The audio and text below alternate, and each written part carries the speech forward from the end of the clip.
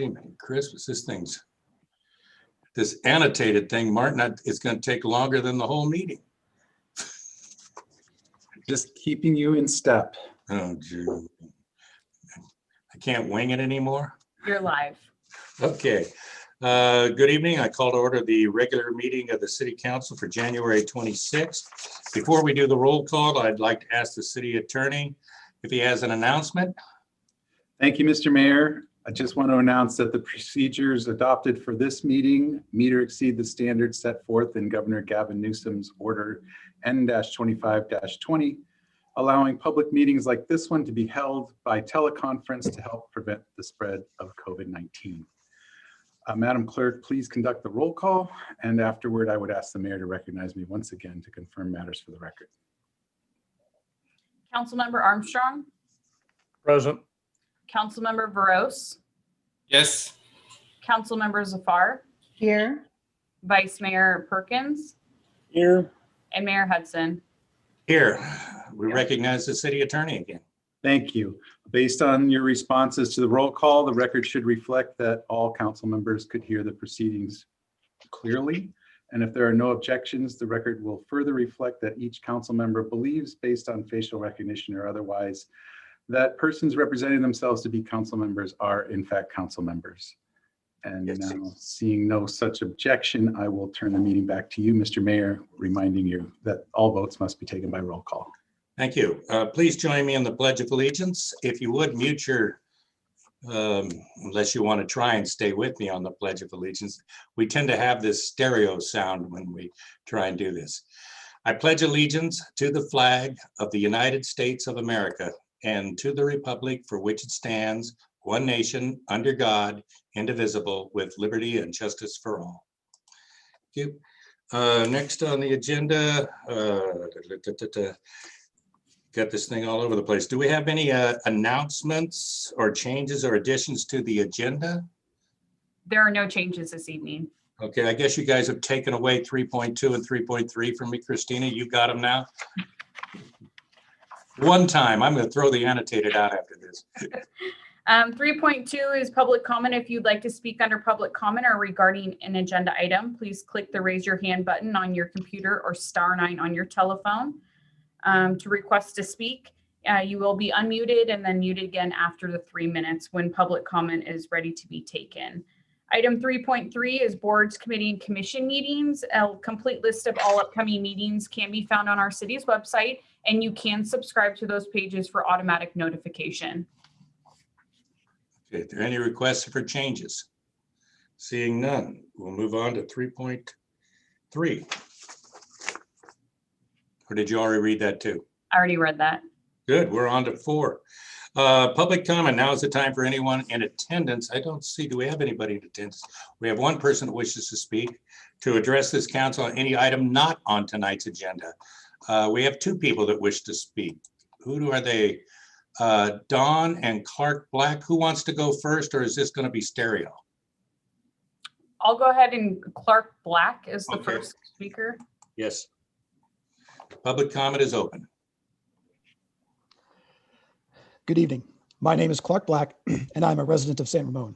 Yes. I'm speaking tonight in opposition to the natural gas transmission pipeline inline inspection station that PG&E proposes to build in the wildlife access corridor between 1131 and 1141 Stony Creek Drive in San Ramon, hereafter referred to as the proposed site.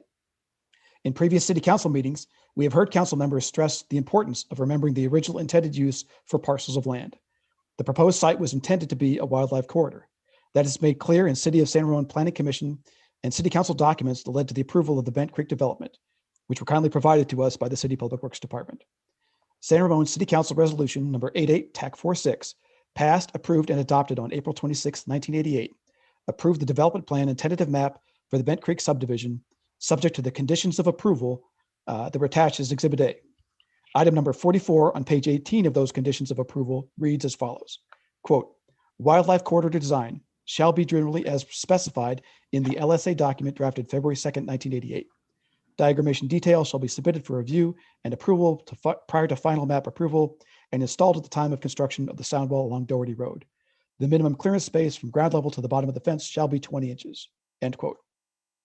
We have requested from the city copies of the diagrammation details for this area as required by that condition of approval, but to date, they have not been able to locate them. There is also no indication of a wildlife corridor on the final map of the subdivision, either on the proposed site or at any other location. The LSA document of February 2nd, 1988 is from an environmental consulting firm hired by the developer. It notes that the landscaped area between neighborhoods C and D, which corresponds to the proposed site, provides a 375-foot wide wildlife access corridor, and that it is located at the point where Alamo Creek comes closest to Doherty Road.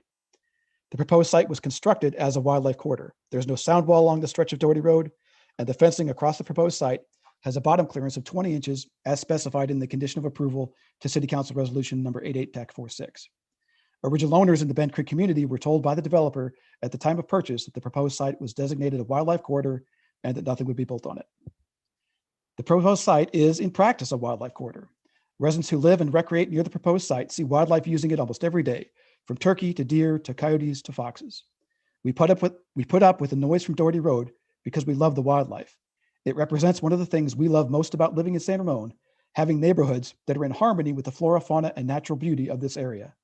Installing a natural gas testing station on the proposed site would irreparably harm that. In conclusion, the proposed site was intended to be a wildlife corridor. It was built as a wildlife corridor, and it is in daily practice a wildlife corridor. It is perhaps even more critical now than it was when built 30 years ago, with the subsequent construction in the Doherty Valley further limiting the locations where wildlife can cross from Doherty Ridge and the riparian corridor of Alamo Creek to the open spaces of Camp Parks and Tasahara Ridge. I strongly urge the City Council to work with PG&E and the U.S. Army to find a more suitable location for this facility. Thank you for your time and consideration. Thank you, Clark. We have Don Black now, I believe, wants to speak to this.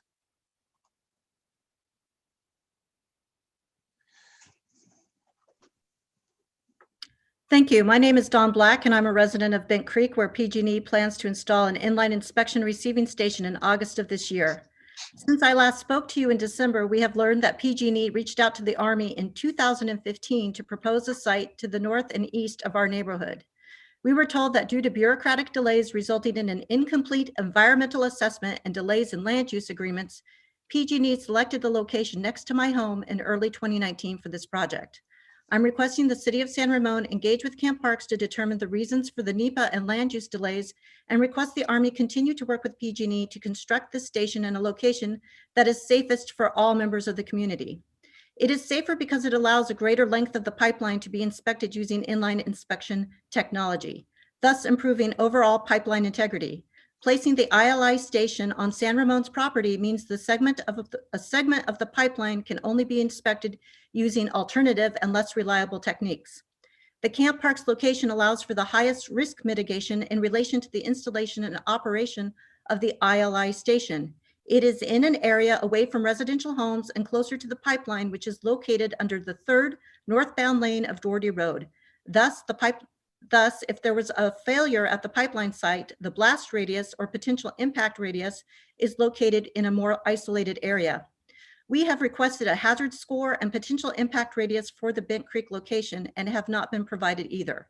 Given the information PG&E did provide, we calculated the potential impact radius as defined in US code would be between 65 and 261 feet. This means the PIR would encompass my home, my neighbor's home, the sidewalk along Doherty Road, the sidewalk along Stony Creek Road, and possibly Stony Creek Trail. San Ramon citizens assume additional risk because placing the ILI station in Bent Creek requires PG&E to bore under 5 lanes of traffic to tie into the pipeline. PG&E plans to test approximately 9.5 miles of transmission pipeline, 30% of which is located on federal property. This 30% includes all of the pipeline to be tested in Contra Costa County. I find it unconscionable when so much of the pipeline is located on Camp Parks. 6 years of bureaucratic delays has allowed the Army to transfer all of the risk associated with the ILI station and pipeline integrity from a semi-remote location on federal property onto the citizens of San Ramon. Let me be clear, the citizens of San Ramon are assuming all of the risk associated with this project when there is an alternative that can mitigate that risk. That is unsatisfactory. Why do I continue to address this council on behalf of my neighborhood? Let me be clear on this point as well. It is because my children live and sleep in the potential impact radius. My neighbors and their sons live and sleep in that impact radius. Daily, upwards of 70 or more of my neighbors walk, bike, and run through the impact radius. It is unacceptable for the citizens of San Ramon to assume all of the risk when there is an alternative that provides better risk mitigation. I want to thank the City Council and the city employees for listening to our concerns, answering our questions, and facilitating public outreach by PG&E. Thank you. Thank you, Don. Is there anyone else who wishes to speak on public comment that's on any item not on tonight's agenda? You would raise your hand. I don't see any, or hit #9. I don't see any. We had 2 written comments, I believe. Did we receive any more? There was 5 written comments for item 4. Okay, for item 4, which is public comment, we do not read the public comments that are sent in to us. You have them in your packet. I had seen 2. I know that I now have to look for 3 more. But we will close the public comment. If there's any item that you heard tonight, staff will address the blacks on what is being done. But I believe what I heard was mostly that they do not like the process the way it's going now. Next item on the agenda is consent calendar items, generally routine in nature, acted upon in a single action. We have 5 items. Is there anyone from the council wishing to pull an item? Is there anyone from the public wishing to pull an item? I don't see a shaking of the head, seeing none. Move. I'll move 5-1 through 5-5. You got to be a lot quicker, Vice Mayor. Move Safar. Am I getting Second, closer? Second, Perkins. Roll call vote. Is there any discussion on any of the items? We can't. It's a consent calendar item. Christina, do you have the roll on this one? I do. Councilmember Armstrong, Aye. Councilmember Veros, Yes. Councilmember Zafar, Aye. Vice Mayor Perkins, Yes. and Mayor Hudson. Yes. Thank you. That motion passes 5-0. Okay, thank you. Recognition, special presentation of the Teen Council Outstanding Teen Citizenship Award recipient. See if I pronounce this right. If not, please correct me. Vikash Aurora, introduced by Recreation Supervisor Jennifer Gold and presented by Student Commissioner Aretha Ramesh. So do we have Jennifer on the line? Are you presenting this? I'm going to introduce our teen council. There you are. Go ahead. Okay, good evening, Mayor Hudson and council members. Thank you for having us. I'm happy to be here this evening to recognize the Outstanding Teen Citizen for this year. The Outstanding Teen Citizenship Award was created by the Teen Council in 2012. This annual award is selected by the Teen Council and recognizes one high school citizen who's made a contribution towards enhancing the quality of life for residents in San Ramon each year. I'd like to first recognize the Teen Council, who despite the challenges they've faced this year, received 24 applications, which is the highest amount they've ever received. And now I'd like to turn it over to Amrita, the Student Commissioner and the Teen Council Chair, who's going to present the award. Okay, Aretha, you're up. Thank you. So this year, we are very proud as the Teen Council to present our Outstanding Teen Citizen of the Year. In 2020, we received the highest number of applications we've ever received with 24 applications. And just as a quick summary, this award is meant to recognize outstanding citizens that in San Ramon that help better our community. Despite all the stellar competition that we had, Vishak was a clear standout. He has applied his passions for technology to better our community, helping the school district, the fire department, and much more. And we're excited to see what he does in the future. In specific, he's helped SRVUSD automate both the locker ordering systems for students to choose their school lockers, as well as the lunch meal ordering system. Unfortunately, none of these actions were put into place because of COVID, but we're excited to see the impact that he will be having on our community in the future. Thank you. Do you have a few words of wisdom for us, Vishak? And why are you helping the fire department and not helping our city manager? Well, for that specific project, it was just because of the impact that wildfires had on our surrounding community. All right, we'll let it slide. Help the fire department out with that. But yeah, I would just like to thank all of the amazing people that I've had the honor of working with over the years. All of the school administration, my teachers, district administration. There's been a lot of meetings that I've had to go through and persevere through in order to implement these solutions. And I'm eternally grateful to them for giving me the opportunity to actually go out there and make change in my community. I would also like to thank the city of San Ramon for providing me with the opportunity to win this amazing award, and the teen council for selecting me. And lastly, my family for just being there with me throughout my high school journey, whether it be brainstorming solutions with me or letting me do the things that I love to do. And I know that this award will only serve to motivate me to continue helping others and giving back as I head into college and beyond. And I'm extremely grateful for the support that this city has and will continue to give me in my future endeavors. Thank you once again. Thank you, Vishak. Any comments or questions from the council? Seeing anybody raise a hand? Go ahead, Sabina. I know you've got something. Yeah, I just wanted to congratulate Vishak and obviously the Teen Council. I know 2019 we were struggling to get applications, and that's awesome that in 2020 we've gotten so many. And I'm sure, Vishak, you're the best of the best, because I saw some of those projects and everybody's just done such an amazing job. And overall, I think our teenagers in 2020 have really rocked, this pandemic, because Kathy has a website where we're showcasing some of the project with the teenagers doing as well. So very proud of you. Congratulations again. And thank you to the Teen Council as well, for doing all the hard work and looking at the applications. And thank you, Jennifer. Councilmember Veros. Thank you, Mayor Hudson. Congratulations, Vishak. As a parent of a teenage high schooler myself, I know how busy you are with your academics and all community services that you have to do for your CSF volunteer hours and all other activities that you have to take care. It shows your spirit and your commitment to make our services better within the school district as well as within the fire. I'm definitely looking forward you to be a great entrepreneur or IT future IT entrepreneur in Bay Area. So thank you once again for your excellent software or the services that you develop. And I definitely commend our Teen Council receiving 24 applications during this pandemic and able to churn out all those applications and picking right person. Fantastic job. Thanks, Jennifer, for presenting this. Thank you, Jennifer. Any other comments? Vice Mayor Perkins? Yeah, Vishak, I just want to congratulate you for, it's sometimes it's so hard to find something that needs fixing. And when you do, it really creates such a wonderful atmosphere when you fix a problem that other people didn't see.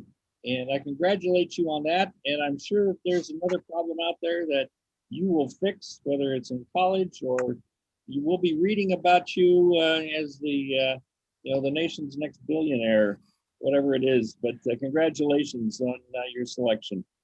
That was air with an H, right? Councilmember Armstrong, you've got your hand up. I also want to say congratulations. It's quite an honor. And I did have the opportunity to attend the teen council meeting the other day, and I was very impressed. And you are very indicative of the type and the caliber and the quality of our young teens in San Ramon, and certainly see you and the others as sort of the future of our city. And I just commend you for a job well done. Congratulations.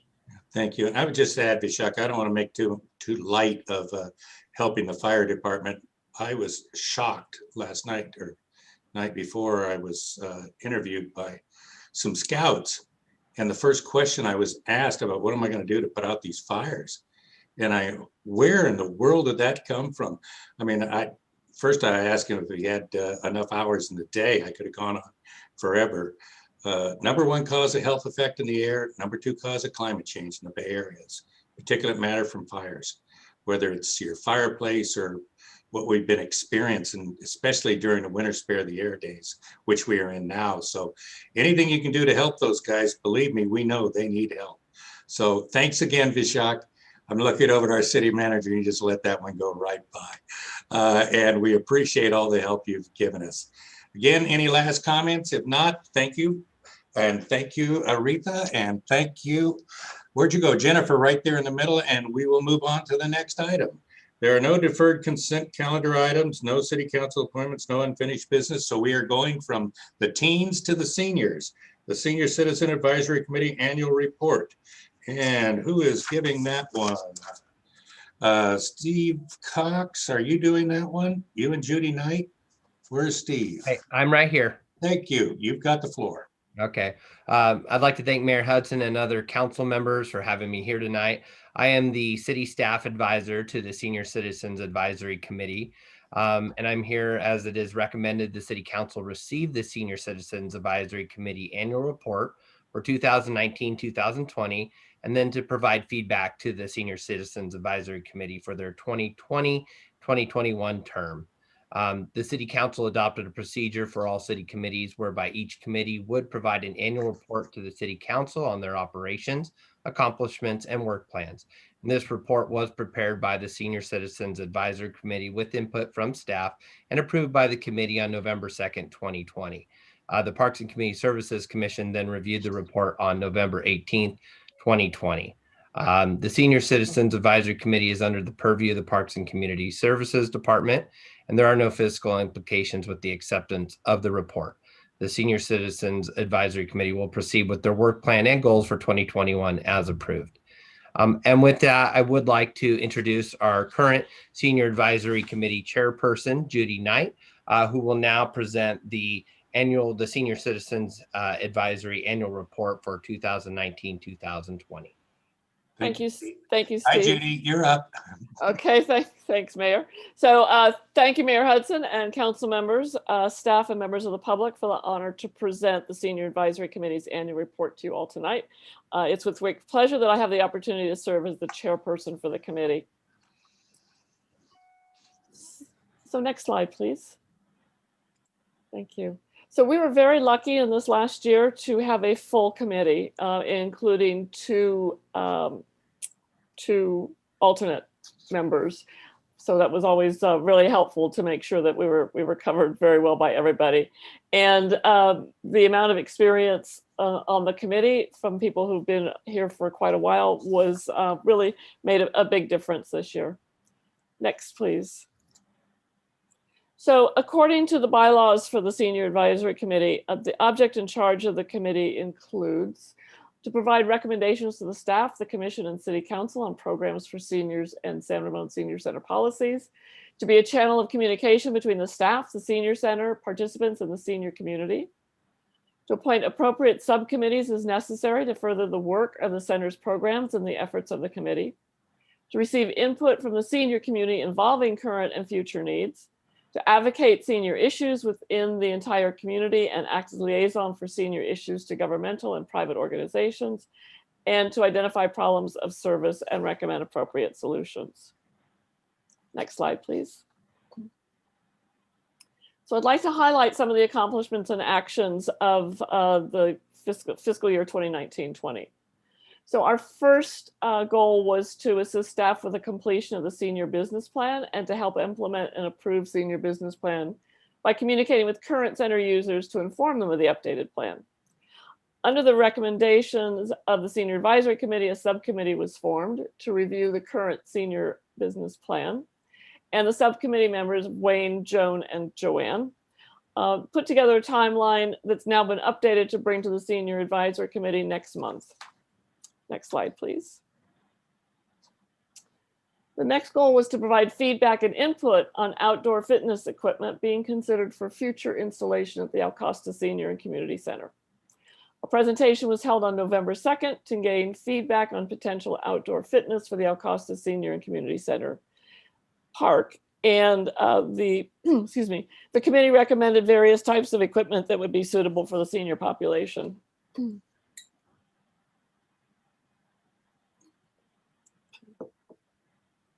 The next goal was to visit sorry, I've been on Zoom call since 6:30 this morning, so my voice is a little shaky.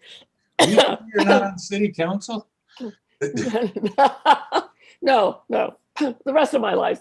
Our goal was to visit 4 senior related centers in the Bay Area recommend new services and programs to be offered at the El Costa Senior and Community Center that would increase the ability of older adults to remain active, healthy, and living independently.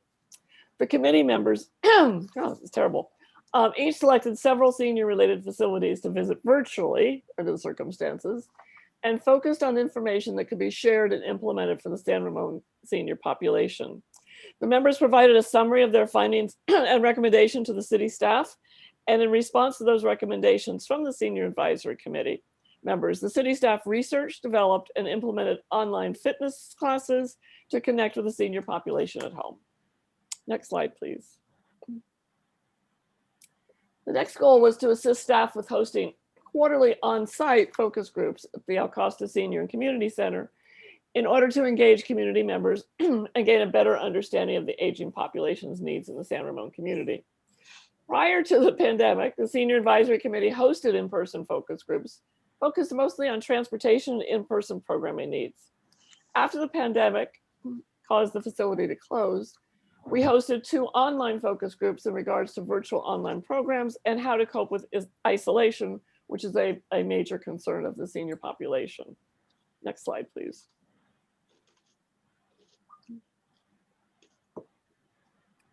So we had a goal to review the San Ramon Parks, Trails, Open Space, and Recreation Master Plan and assist staff with sharing this information with the senior community. We received the information on the Parks, Trails, Open Space, and Recreation Master Plan and made recommendations to city staff for updates to the senior business plan in order to be aligned with the master plan. Next slide, please. And the final goal was to review senior transportation programs in other communities and provide feedback on enhancements to improve the transportation options for the senior population in San Ramon. Prior to COVID-19, the Senior Advisory Committee participated in several transportation review meetings. The committee received information on the discontinuation of Route 36, participated in the introduction of the Go San Ramon program, and multiple members participated in a virtual focus group for the Accessible Transportation Strategic Plan. Next slide, please. Senior Advisory Committee members attend members of the committees listed on the slide and provide information from those committees back into the Senior Advisory Committee meetings. I'd like to highlight in particular the nutrition program. In fiscal year 2019-20, 16,256 congregate meals were served. And certainly since in the last 2 months, since we last counted those numbers, that amount of meals has increased. This was an increase of 6,938 meals from the previous year. The increase can be attributed to the COVID-19 pandemic. Prior to the pandemic, the El Costa Senior and Community Center was averaging approximately 589 meals per month. However, upon the closure of the El Costa Senior and Community Center due to the county shelter-at-home mandate, Contra Costa County Health Services allowed San Ramon to offer curbside pickup and delivery of the meals provided by the county to San Ramon residents' homes. All meals are packaged in a 3-compartment tray for frozen entree, along with additional items such as bread, crackers, milk, drinks, and fruit. The meals are distributed in 5-day meal packs.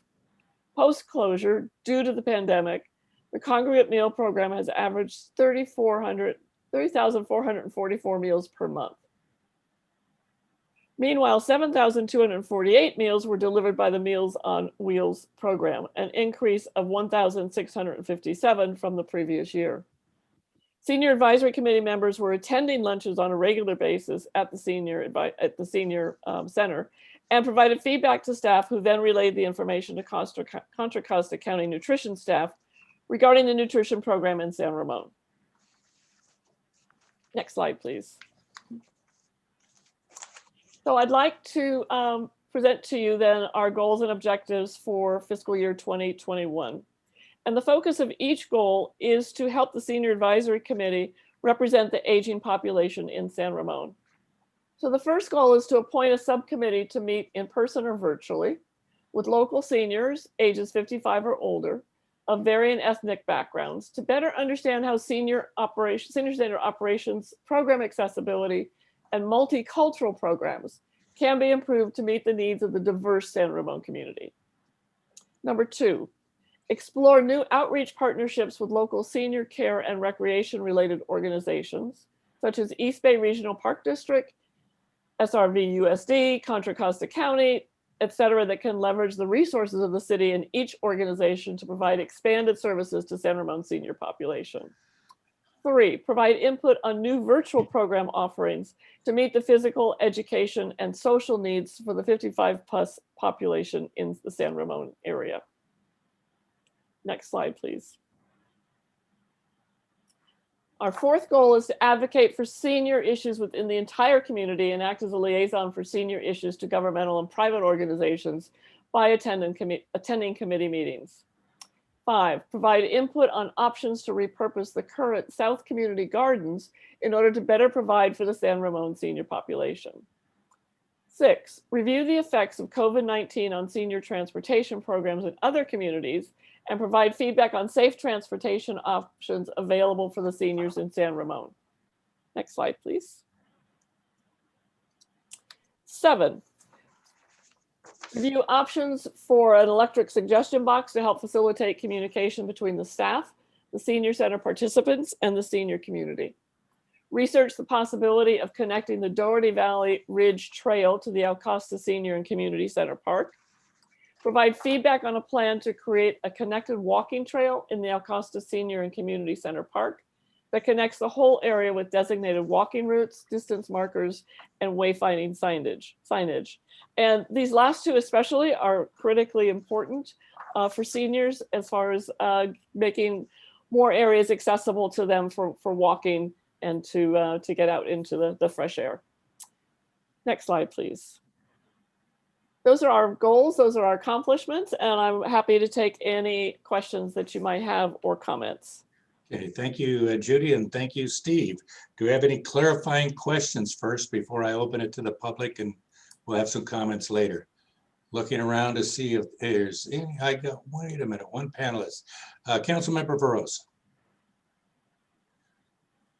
Thank you, Judy, for presentation. Oh, I definitely say that senior services is one of the best thing that we have within our San Ramon, and it is well known for its high quality services. And thanks to our Parks and Community Services Department for guiding and making sure those services are always delivered at the best. So I think whatever your accomplishments are, definitely congratulations on that, especially focus groups on our San Ramon, like on virtual programs.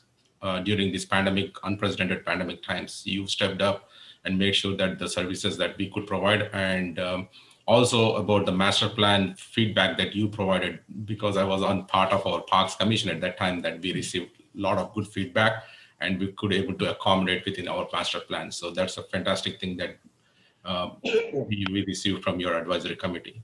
And one more thing is, like, I would like to say that you are definitely on track with your goals and like for our 2021 goals, especially with the multicultural programs to cater to the diverse community, and also the partnerships with our East Bay Regional Parks District, as well as school district, and also our Contra Costa County community, so that we can do continuous our community outreach. That's one of the things that I always see, that I get community feedback that they are not getting the information about the activities or the programs that are done within the senior community center. So we should be able to, like, utilizing these partners, definitely we should be able to do much better and much more outreach within the community and bring the awareness within the community. So that's you are going in the right direction, I would say. And also, I would definitely like to see some education programs on senior fraud protection.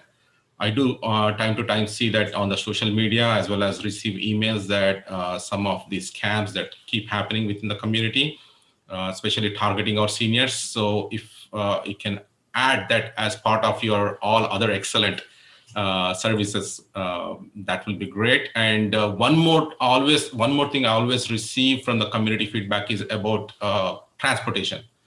So I really like that Go San Ramon program. And if I remember right, it was restricted to only certain part of the San Ramon, but if we can, I know right now we are in COVID-19 situation, but once we get out of it, it will be great if we can implement that and help all our seniors across the San Ramon. That will be a great program so that they have the accessibility to our senior center. So thank you once again. Congratulations for all your accomplishments. Well, thank you for your comments. One thing about the education programs, we partner with the San Ramon Police Department on a regular basis to make the seniors aware of potential scams and any kind of security threats that they might be dealing with. So thank you for pointing that out. Excellent. Thank you. Let's go to public comment and then we can come back to the council for comments. Quickly, if you wish to speak at a public comment on this item, please use the raise your hand feature on Zoom or dial 9 on your telephone. Public comment is open. I don't see anyone wishing to speak. Going once, going twice, closed. Okay, council member, I believe Vice Mayor Perkins, you had your unmute ready to go. I just want to thank you very much for a very comprehensive report, and it looks like you guys are doing a great job in spite of our current situation, and look forward to what you can accomplish on your eight goals there. That looks like a very aggressive, and hopefully you can make some real strides in all of them. Thank you. Council member Zafar. Thank you so much, Judy. Great presentation, and I love your goals. I hope you'll allow non-seniors to join you as well. Some of those, especially love the. You're welcome to come to any of our meetings, and please do, and please contribute. Yeah, I love the outdoor equipment idea. I think that's pretty awesome. So that seems exciting. I know, like I said, might want to come and use that. The non-seniors might want to come use that as well. You have to have your ID checked at the door, though. Council member Armstrong, bail them both out. Go ahead. You have the floor. Well, Judy, great report. I especially want to commend the Senior Advisory Council and Parks and Community Services for adapting to all the impacts of COVID and how you've done that this year. I was especially impressed by the accomplishments with the meal program. I guess the one question I had is, and maybe I missed it in the report, was is there any kind of a goal or effort to kind of evaluate our different parks in terms of the accessibility for our seniors from a senior's perspective, not just strict ADA compliance and things like that, but from a senior's perspective on making sure all of our parks are accessible to our seniors? Steve, can you address that since you're part of the Parks and Community Services Department? Sure. From a programming perspective, we have been branching out to offer programs, throughout the city. We did some outdoor, you saw a Zumba class. There was a picture in the presentation there. That was actually done at Central Park. And we are looking at accessibility for seniors, not just at the San Ramon Senior Center, but in our other parks as well. In general, I believe, the Public Works and all our departments strive to make the parks accessible for all individuals throughout the community, including our senior community. And I believe that is their goal, that they are all, able to utilize those parks and accessible for all the programs that are offered there.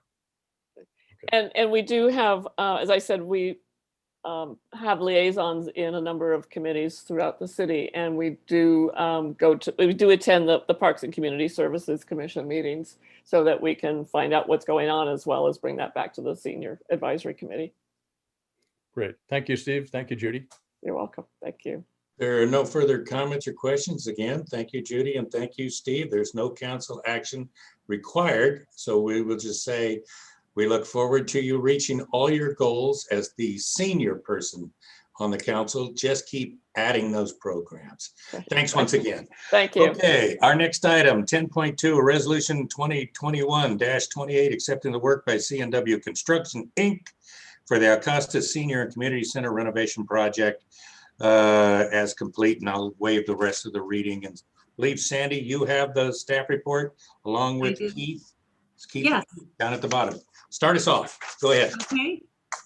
Good evening, Mr. Mayor, members of the City Council. For your approval this evening is the acceptance of the work by C&W Construction Incorporated for the interior renovations of the El Costa Senior and Community Center, CIP 200002, and the San Ramon Community Center, CIP 20003. The renovation of these two facilities was the city's first opportunity to apply the revised methodology for programming building renovation work by focusing on one building at a time. The scope of these two projects was developed with the following goals in mind: to modernize the interior finishes, complete enhancements to address ADA compliance, maximize amenities and use of space for patrons, and increase rental opportunities. After receiving input on both projects from the Parks and Community Services Commission, the Infrastructure Committee, and the City Council, Public Works Public Services issued an RFP for construction services. At the meeting of September 24th, 2019, the City Council authorized the mayor to enter into an agreement with C&W Construction to complete the renovation work. The basic projects identified for both community centers included repainting, new flooring, renovated restrooms, ADA compliance, and several projects that were unique to each facility. Funding for these two projects was authorized in the fiscal year 2019-20 capital budget. A total of $964,300 was authorized for the renovation of the El Costa Senior and Community Center. The budget amount included a $14,000 contribution by the Senior Foundation towards new kitchen cabinets and $950,300 from the Infrastructure Maintenance Fund. The budget included the full cost of renovation, including consulting services. An additional $58,061 was allocated during the fiscal year 19-20 mid-year process from the 2019 Certificates of Participation Debt Financing to replace the last piece of flooring and the last remnant of peach cabinetry in the southern portion of the facility. The final cost of the work for the El Costa Senior and Community Center was $848,797, leaving a project balance of $31,000. The fiscal year 19-20 capital budget also authorized $3,139,939 for the renovation of the El Costa Senior, the Senior San Ramon Community Center, too many SRCCs. A total of $2,941,939 was allocated from the 2019 Certificates of Participation Debt Financing and $198,000 from the Infrastructure Maintenance Fund. Again, the authorized budget included the full cost for renovation as well as consulting services. The final cost of the work for the San Ramon Community Center is $2,030,701, leaving a project balance of $911,238. The funds remaining in the San Ramon Community Center project will be used to complete exterior renovation work, which will include sealing of the granite surface of the building, painting of the second level patio railing, bringing the second level patio railing into ADA compliance, and finally the installation of a shade structure for the terrace patio. These items will be presented to the Infrastructure Committee as part of the design review process. C&W has completed the renovation of both facilities as specified, and staff is requesting that the council accept the work by C&W as complete, authorize the city clerk to file a notice of completion, and authorize the transfer of the $31,000 balance from the El Costa Senior and Community Center CIP to the San Ramon Community Center CIP to provide additional funds to complete the remaining exterior projects. With that, I'd like to turn over the presentation to Keith Haas, Parks and Community Services Program Manager. Keith will be presenting a PowerPoint to provide you with the opportunity to see what the buildings look like today, highlighting the improvements in each area. Okay, thank you, Sandy. Keith, you have the floor, and then we'll open it up for questions from the council. Go ahead. Perfect. Thank you so much. Good evening, Mr. Mayor and City Council members. I'm going to share my screen here. PowerPoint. And of course, there we go. You are not seeing that though. Why is this show all windows? Christina, by any chance, hold on. Let me try this again. It's open on my desktop. All right, well, we're gonna do it the old fashioned way then. I'm sharing with you a PDF of the presentation. I really apologize. I'm not sure exactly why the PowerPoint isn't popping up on my screen, but this will suffice. It's my pleasure to have the opportunity to showcase the hard work of the public works staff to update the San Ramon Community Center, as well as the El Costa and Community Center. We hope that you, along with the community, will love the feel of the updated facilities and be able to enjoy them for many years to come. Starting in the lobby, and please note that no matter how good a presentation I give, no matter how good the pictures are, you will not get a good sense until that first time you step into either of these facilities as to the hard work and how good they actually feel when you step into them, because it does feel like a whole new facility. Both of them feel like whole new facilities with all the hard work that's gone into the design and amenities that were updated. So starting in the lobby, you will immediately notice several changes, making the entryway feel brighter and more modern. As you enter, you'll notice that both storefronts on both sides of the entry have been replaced and are now ADA accessible and equipped with sliding glass doors. The counter was redesigned and is also ADA accessible, helping the staff serve our community. The next feature you may notice is the entryway floor. It's now smooth and shiny. If you remember, it was a pebble floor and that has now been ground down and polished to get the floor to what you see today. And if you've ever rolled anything across that old floor, this will be your new favorite aspect of this building because it is nice and quiet as you roll through the entryway.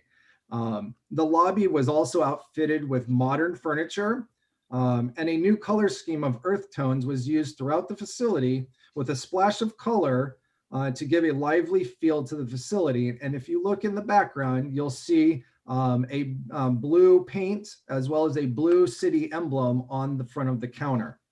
And finally, to better serve customers, a facility rentals office was created for PCS staff to assist in planning customers' weddings, anniversary celebrations, and other events hosted at the San Ramon Community Center. Moving on to the fountain room. Yeah, exactly. Wow. Which is one of the highest requested and rented rooms in the city, received several upgrades that will enhance any event that's held here. The room remodel included the replacement of several lower windows that were failing and as part of the project installed all new shades for privacy during events. New sound baffles were also installed throughout the room to assist in the acoustics, and new LED up and down lighting, causing the room to be brighter. And in fact, all lights throughout the facility were upgraded to LED, making the whole facility seem bigger and brighter. New carpet was installed throughout the facility. Here in the fountain room, you can see it was installed in a herringbone pattern. And finally, a new modern audio-visual system with touch screen controls were installed and allows video recording of community meetings and has the capability of live streaming events. And this part of the project was funded using PEG funds.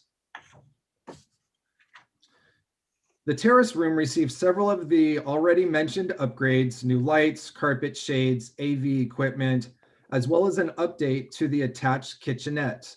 But all of these upgrades greatly enhance the rental and program opportunities when you combine the terrace room and the patio. Together, it opens the possibilities and really creates an intimate space for our community to use.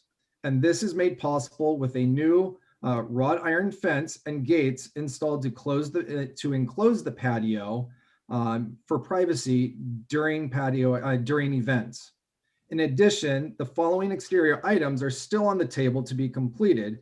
And as Sandy mentioned, these are the design and install of a shade structure for the patio, terrace patio, which will again provide shade on hot summer days, as well as enhance the overall feel of the patio during any event hosted here. The renovation of the second story patio railing to meet ADA requirements, as well as sealing of the granite exterior walls. Moving back inside to the gallery, the new lighting makes this area ideal for artists to display their work and for the public to view it. As with the rest of the facility, the new carpet, paint, and furniture provide a beautiful area that everyone will be able to enjoy. Minor but significant updates were also made to the gallery lettering and the gallery dedication plaque to give the gallery a contemporary feel. And as you can see at the top of the gallery, at the top of your picture there, the railing which starts with the stairway and extends up above the gallery were updated to meet ADA requirements with frosted plexiglass, which again gives a modern feel to the entire facility. The last major aspect of the renovation to point out is the conversion of the Al Costa room from a multi-use room used for programming and rentals to staff offices to include one enclosed office and 5 cubicles. Programs and rentals previously located in this room will be moved to underutilized rooms either at SRCC or to one of our other community centers. So we will not lose out on those rentals or programs. The room conversion created a beautiful work area for the PCA staff whose programs largely operate out of SRCC or the Central Park area. In addition to the new cubicles, sound baffles were suspended from the ceiling with built-in lights to help with the room's acoustics, which historically has always been an issue in this room. And this room serves as now the main entry point for employees with a fobbed access for security. In the lower right-hand portion of the screen, you'll see a new conference room that was configured, that was able to be made with the reconfiguration of the front counter. This will greatly help staff with staff meetings, interviews, or everyday business. And this obviously was needed as staff did not have this prior to the renovation. At this point, I'd like to shift over to the Al Costa Senior and Community Center, which was completed in December 2019, as stated. The city was able to have a grand opening and share the new look with residents for a few months before the doors were closed due to COVID. The entire building received an extensive remodel with new colors, giving it a new look and feel for participants to enjoy, all the while creating a great location for the community to host their private events. Keith, let me stop you a minute. Did you have a question before on this, Vice Mayor, before we went to the other one? No, at the end, we'll find. Okay. Very, very good. Continue, Keith. No problem.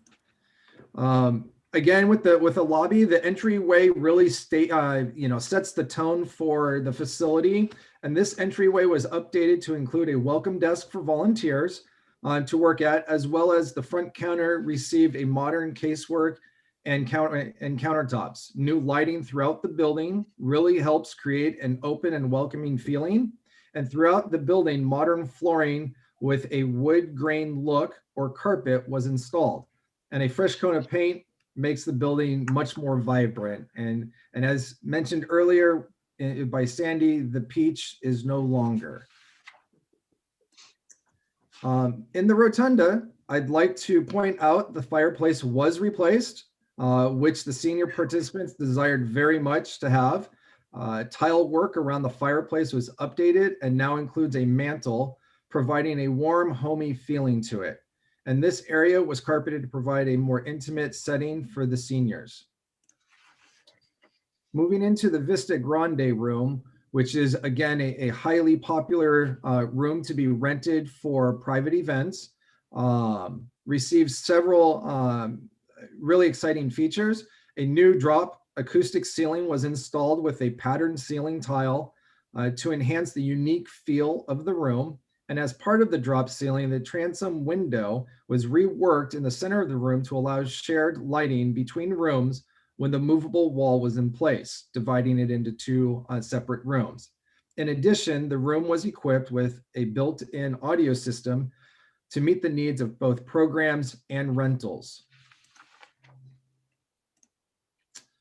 And finally, with the help of the San Ramon Senior Foundation's contribution of $14,000, the kitchen was updated, which obviously plays a significant role in providing senior meals. The kitchen now has a new ceiling grid and LED lighting, new cabinetry and island, a new epoxy floor, as well as a reworked stainless steel counter or counters, and new under counter lights or cabinet lights. All of these features together provide a much updated feeling to one of the most important attributes at this facility. And with that, Sandy and I are welcome to answer any questions. Okay, this is a time for questions first from the council before we go to public comment. So let's work backwards. Let's do the senior center first. Are there any questions about the senior center thing? And then I know Vice Mayor Perkins was about to ask, seeing none. Let's go to the questions you have about the Al Costa or the community center. So Keith or Sandy or whoever, do you have a schedule for the shade structure that would go at the terrace room patio? Do we have a proposed schedule for that? We do not at this time. We still are working through the design process to decide what type of design we'd like to present to the infrastructure committee for approval. So we do not have a timeline. As soon as we get one, we will certainly provide that to the city manager so that he can share it with council. Thank you. Okay, council members, Tara. Yeah, so I had a couple of questions. One was, are we able to pursue LEED certification for either of these buildings? Is there a process that we can go through or not? Or is that something, I don't know how we get it, but I wanted to ask at least. To be honest, I'm not certain. It's something that I can certainly look into. Yeah. And then along the same lines with the LED lighting, I imagine we've significantly decreased our carbon footprint. And is there any way that we can measure and put, say we've decreased our carbon footprint by installing LED light and some of the, modern, I guess, lighting and things from what was there 20 years ago? Is there a way to measure that or be able to articulate that in some way? I'm sure there is. I would have to find out. Okay. I think those would be really good things as we modernize these buildings as well, to be able to talk about, how we're also working on decreasing our carbon footprint. And if we can be LEED certified, I think that's a great stamp for, for us as a responsible green city. Thank you. Any other questions before we go to public comment? Seeing none, public comment is open on this item. If you wish to speak under public comment on this item, please use the raise your hand feature on Zoom or dial *9 on your telephone. I see none of the 21 attendees jumping up, going once, going twice. Public comment is closed. Matters before the council. If you have any comments, go ahead, Councilmember Armstrong, and then Vice Mayor Perkins. Yeah, thanks, Sandy and Keith. And I want to thank just DPW and the city manager for highlighting to the council and to the public some of these capital improvement projects. I think that's really important for everyone to see the good work that's going on. And with the community centers that you've displayed there in those pictures, it's quite impressive. It's really just what we need for our community centers. And frankly, I think it ought to serve as a kind of a flagship for the region. So well done with the renovations and good work. And thank you for the report. Okay, we have Member Perkins, do you have a question? And we'll close with Councilmember Perros. Go ahead. Not a question. I just want to thank the staff for all the great work that went into this. I'm really looking forward to what we're going to do out at Dougherty Station. I think that the process that you guys came up with, where we in effect, take a whole facility down for a few months, move all the programming to some other place, and then completely redo it all at once is both cost effective and really creates I think a much better product for less money. And I want to thank you very much for all the work that went into the Al Costa Senior Community Center, plus the main community center at Bollinger and Al Costa. Both of them turned out just wonderful. I got a tour of both of them, and it's a real plus to be able to take them down, do the work, get out, and turn it back over to the users. I wish we could turn it back over to the users. We'll wrap up with our former Parks Commissioner, Councilmember Veros. Thank you, Mayor Hudson. Thanks, Keith and Sandy, for excellent presentation. Congratulations to our Public Works for great work. It's still in my mind. It's still fresh in my mind the day when, with my fellow commissioners, picking up that carpet design patterns and colors. They look fantastic, and hope they look good in live also. I didn't get a chance to visit it, so I'm sure our community will enjoy these facilities. Thanks once again. I definitely want this. I have to say this. Excellent work by our Parks Commission. Councilmember Zafar. Yeah, I guess this is the time for comments. Yes. I wanted to say thank you, Sandy. It's being on the infrastructure committee. It was really awesome to get a tour of these facilities before, and then kind of seeing, what you guys have really executed very quickly after as well. I know with COVID, we haven't been able to use the facilities as much, but certainly a big asset for our city. And I'm glad we have money left over where we can get some of the things that Vice Mayor Perkins wanted, especially the awning outside, so that's, great managing that project well and having money left over where we can do some of the nice to have things that we wanted to do. So appreciate the presentation and thank you again. Thank you. Thank you. I think an all around good job. Vice Mayor, yet another comment. Well, I just wanted to make the motion, adopt resolution 2021-028, accepting the work, authorizing the filing of notice of completion and transferring the funds. Second. I can second. We have a motion by Vice Mayor Perkins, second by our former Parks Commissioner, Sridhar Veros. Can I have a roll call vote, please? Oh, wait a minute. I do have one comment, my own. I got to jump in here too. Just a concern. Keith or Sandy, has anybody walked on this new tile that you have when it's been raining? You know where I'm going with this. One of the scariest things I had when I was in retail, we had this beautiful terrazzo front. It was 40% of our insurance claims. Just if you would, and I do that because I saw here at City Hall, we kind of got a little bit more concerned about slipping. Just if you would that. And the second, did we do any changes in the kitchen in the community center? I was going to ask that earlier. We did at the San Ramon Community Center in the kitchen. We did some floor repair work. The contractor told us that our floor was actually in very good shape. We had a very good maintenance program and suggested that we do minor repairs. So that was done. And it also received new cabinetry. Good. I would just note, I think the comment Councilmember Zafar had about the leads is very good. I'd be very worried. In fact, I'll couch it a different. Thank goodness you did this now, because I believe in about 18 months when the California Air Resource Board gets through with it, they're going to ban gas in our facilities. So the natural gas is on the way out. What you saw in Berkeley is not a one of a kind. It's going to spread. Of all the places I can think of that might lend itself to solar going on, and I was thinking of the senior center too. If the grants were there, but everyone is asking for solar. The grant money is there. It's difficult. If it would help get the leads, it was weird. For some reason, I thought one of those buildings was leads already, but something to look into.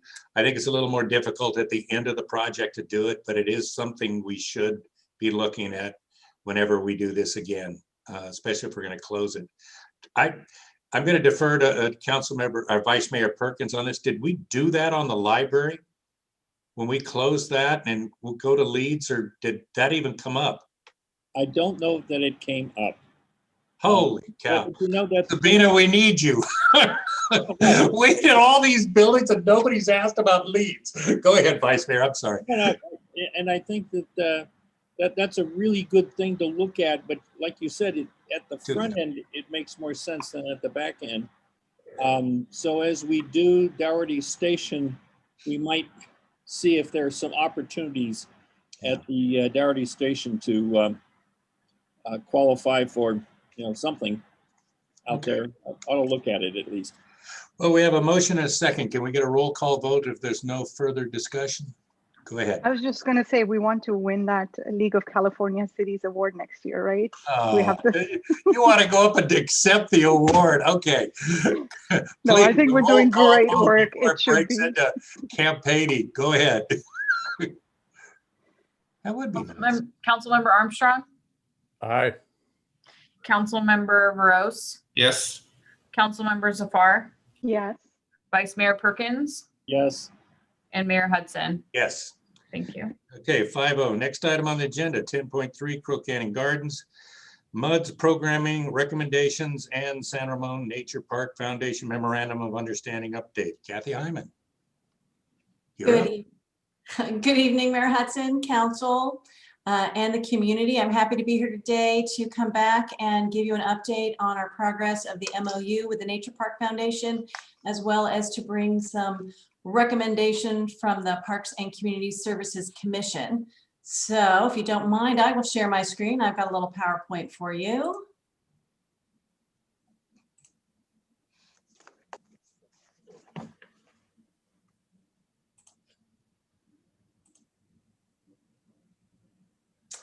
Well, let's see.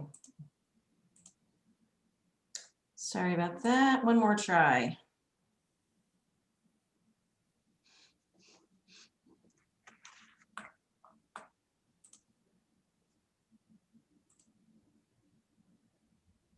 There we go. So as you know, we've been talking about Crow Canyon Gardens for a good period of time now. Can you change the, I'm sorry, can you change the display so we don't see the next slide in the notes and all we see is your slide? Oh, you know what? I am so sorry. I've somehow got that split up. I apologize. Kathy, if you go up to display settings and drag that down, you'll be able to duplicate slideshow. There you go. There we go. Thank you so much. I so apologize. Can you see that now? Yes, thank you. All right, sorry about that.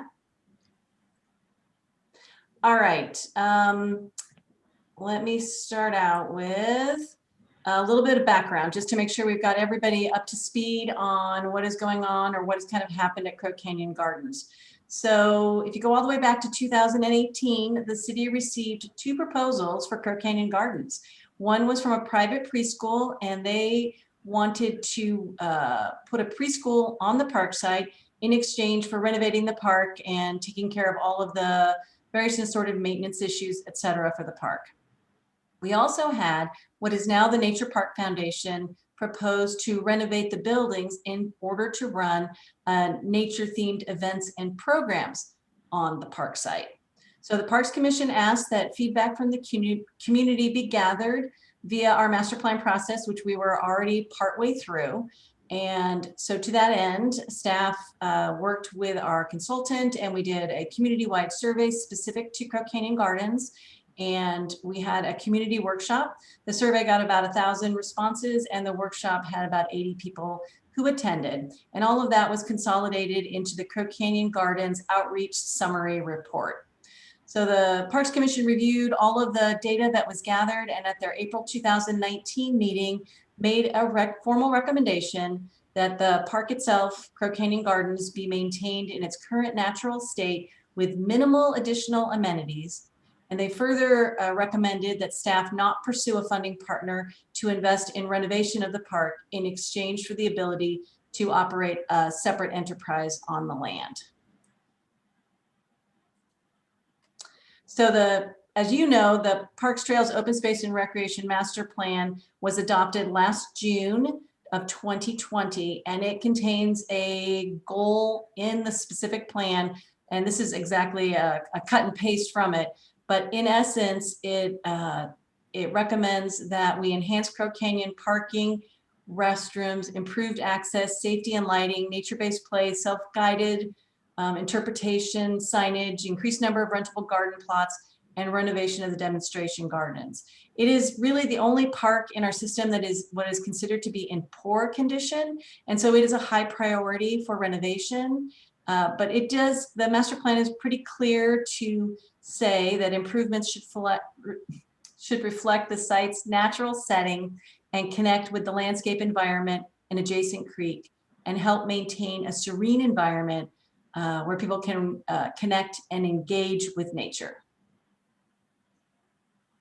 So to give you a little bit more background on the Nature Park Foundation, although I know that you are familiar, the Parks and Community Services Department were tasked by the City Council in December of 2019 with developing an MOU with the Nature Park Foundation to kind of clarify how an MOU might work to do this kind of a renovation at Crow Canyon Gardens. City staff and the Nature Park Foundation have met over 14 times.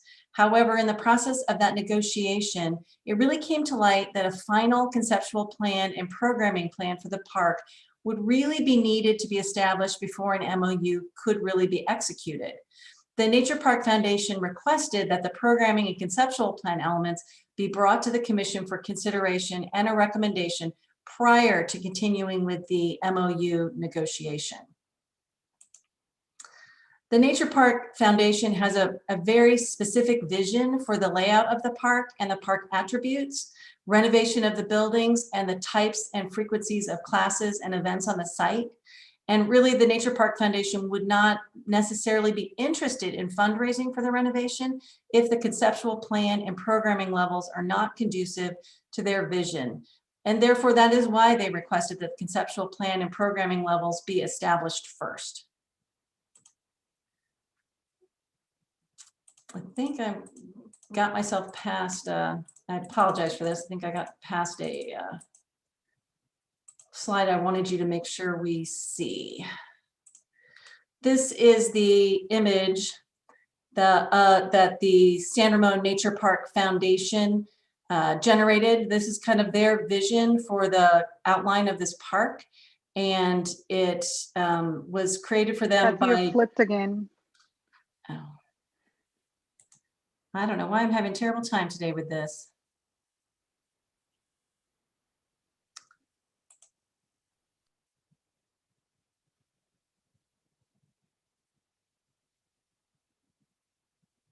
There we go. Did I get it back for you? We still see your secondary slide. I think do the same thing. Yeah, we're there. Yeah, there we go. No. Get it? Yeah. Perfect. That's great. Okay. Anyway, I wanted to make sure that you could see this because it is the Nature Park's vision, and they had it created for their image and their idea by David Gates and Associates. So let me catch myself back up now that I got you to that.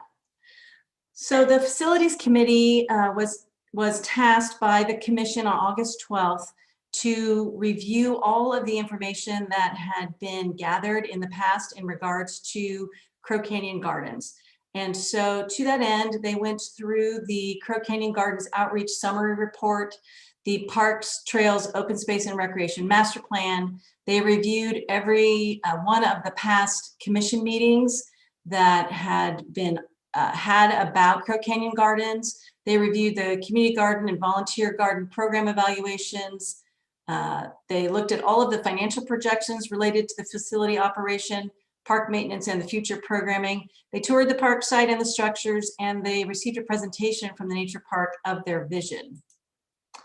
The goal was to develop recommendations for the full commission for Crow Canyon Gardens. And really what they were after here was to develop a rough draft conceptual plan that includes all of the recreational elements and attributes that should be included in the park once renovated.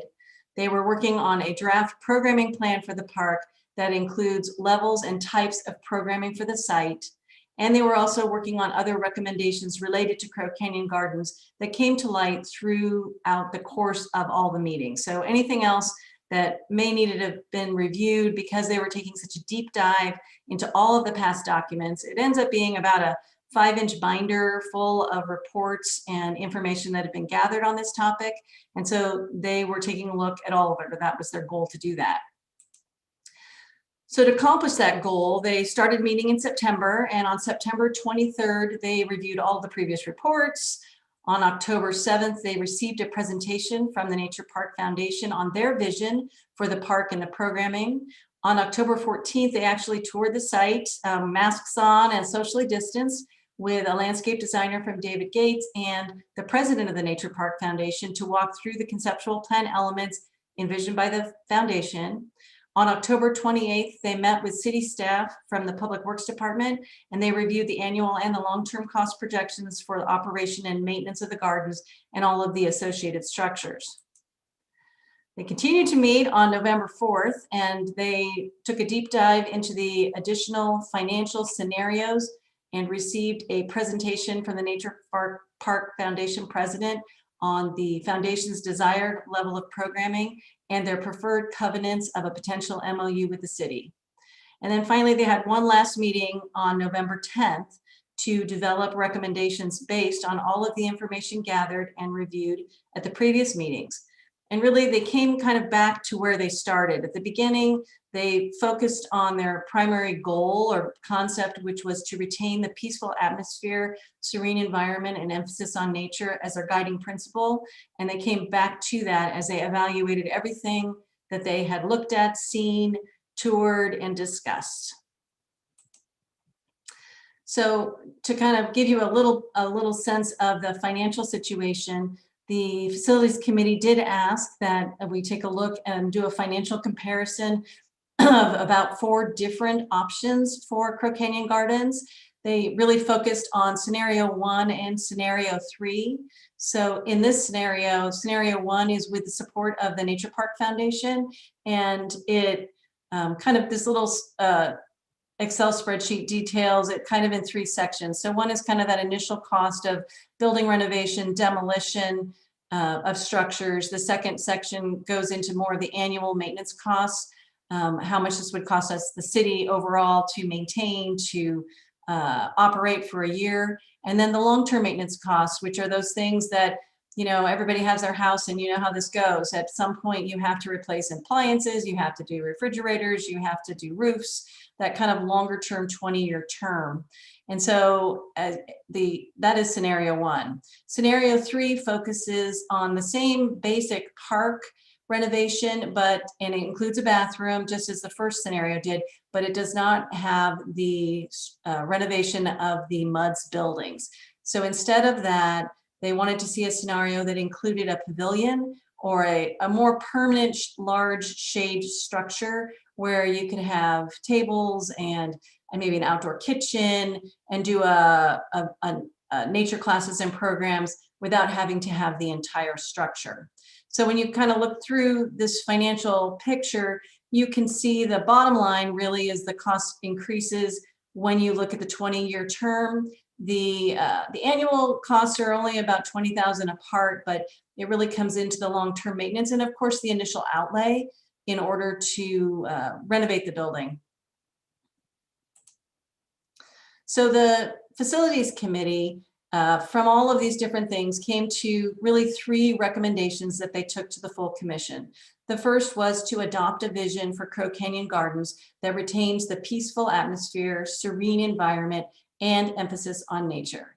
The Facilities Committee felt really strongly that through the surveys, the master plan, and previous meetings, that the community values Crow Canyon Gardens for its truly unique attributes and the ability for the visitors to connect to nature. There is no other park in our system that is like Crow Canyon Gardens. And I think everyone can agree on that. And the Facilities Committee really felt strongly about that one point. The master plan echoed this idea that improvements should reflect the site's natural setting and connect with the landscape environment and adjacent creek and help maintain a serene environment where residents can connect and engage with nature. Their second recommendation were that classes, events, and programs at Crow Canyon Gardens should be focused on nature and the natural world and be kept at low levels as determined by the Parks and Community Services Department to ensure that the peaceful, serene environment is maintained. They really felt that the focus of the programming and classes should have an emphasis on nature and the natural world, i.e. animals, plants, rocks, and that classes based on fitness, health, wellness, and cooking were not really in line with the vision for that particular park. A class on apple pie making or in connection with the orchard or craft classes with a nature theme could be a great fit. However, classes like yoga, Pilates, or Tai Chi are all currently offered by the Parks and Community Services Department, and really additional space is not necessarily needed for them. In that same way, the cooking classes are maybe not as much of a fit there, or general cooking classes, because the city has 3 other licensed kitchens that we can and do run cooking classes in. So maybe not as needed on that site. They did, however, completely endorse the idea of a docent-led tour program to further opportunities for nature education that would enhance but not detract from the serene environment in the park. Their third recommendation was that Crow Canyon Gardens should be renovated using the David Gates and Associates rendering. I should point that this is the foundation's basic concept, but using that David Gates and Associates rendering as a starting point with complete demolition of the buildings, adding a new pavilion shade structure, and with the addition of a permanent restroom with a dedicated maintenance area for the park. And really, the committee liked a lot of the conceptual plan for the park presented by the foundation that built upon what is already in the park, but enhanced it in the natural environment. But they felt strongly that the highest priority for this park should be the park itself and not the structures in the park. Their vision of this shade structure could have a ceiling that might simulate the beautiful ceiling in the MUDS building, so that you might give a nod to that. But they really felt that the most access could be provided by getting the park renovated and getting that taken care of so that the community could enjoy it. So the attributes they saw in a renovated park focused on the natural environment and nature education were low fences, safety measures to protect the public from those edges, permanent outdoor restrooms, maintenance area, on-site parking to support the proposed uses. The current parking there is very minimal, and with minimal programming in the park, a smaller finished parking lot would be needed. Expanded community garden plots, paved non-slip walking path loop. That's really important. That's echoed in the master plan. Grassy irrigated meadow area, renovated group picnic areas, new updated water fountains, the nature garden orchard area with an arbor, the pavilion shade structure I mentioned. Of course, that access to the beautiful creek that you just can't find anywhere else. Interpretive signage and directional signage appropriate to the nature theme, and maybe a small nature themed play area. So they, as I mentioned, they really felt that renovation of the park is the higher priority than renovation of the structures. And they felt further that the renovated structures could be used for community rentals, weddings, meetings, and events. However, that level of usage would deter from the enjoyment of the natural aspects of the park, which are really unlike any other park in our system. They felt that the community-wide access to the park and being able to enjoy that environment and focus on nature was more important than the potential revenue generation through rentals or the additional indoor space for classes. And they further defined that Crow Canyon Gardens should maintain its existing open hours from dawn to dusk, which is in line with other parks in the system. The idea of keeping that park open much later, they felt would also deter from that kind of natural, beautiful space. The facilities committee supported the concept of nature classes, but felt that nature classes and events could be done outdoors and with a well-appointed pavilion for the majority of the year, and that renovation of the structures would not necessarily be needed in order to accomplish those kind of classes, events, and programs. And finally, they also thought that the renovations of the structure would be costly for both the Nature Park Foundation and the city long-term for maintenance. The usage of the building would really need to be maximized in order to justify the investment, which would just naturally result in a higher level of usage. The rental events that would happen if you renovate the building and you rent it would not necessarily maintain a focus on nature, and would introduce larger groups of people and activity in the park on a really daily basis that, you know, you might have sales groups or real estate or big parties, and it would have nothing to do with nature, and that would definitely have an impact on the other users that might be in the park trying to enjoy the natural environment. And if the building is renovated, the facility committee felt that it could not be really used to its full capacity in the evenings without disrupting, again, that beautiful environment. The Parks Commission unanimously endorsed the recommendations of the Facilities Committee, and the Commission then further expressed their support of an MOU with the Nature Park Foundation for nature-themed classes, programs, and events at Crow Canyon Gardens. The nature-themed programs described by the Foundation are in line with the vision for the park and in line with the objectives in the master plan. But the Commission would very much like the Foundation to consider focusing on the park with a large open-air pavilion rather than renovating the existing structures, and really to focus on the nature theme and to not be looking at the other programs and classes such as yogas and cooking, etc. So basically, staff will, after this, will contact the Nature Park Foundation to assess whether or not they're interested in proceeding with negotiation of an MOU with the city based on the program level and park renovation recommendations. And then staff would begin the process of generating a plan and a timeline for renovation of the park. I do have the chairperson, Carol Lopez-Lucy of the Parks and Community Services Commission, who wanted to say a few closing remarks. Okay, I understand you're talking about Carol speaking and the staff portion, or do you want her in the public comments? No, she was going to speak right here. Did she get onto the? She's not, but if you want, we can bring her back then too. I just promoted her into the meeting. Oh, you're promoted. Go ahead, Carol. Okay, thank you very much. I guess if you want to see me. Okay, and I should change my background here. Make it a park. No, I can't. I can't. Help her, Steve. But I can't see it on here of all my recommendations. I've had this before, so I'll just go to no. I'll just go to none. Because I've had trouble with this with my background. So I'll just stop my video and then just talk.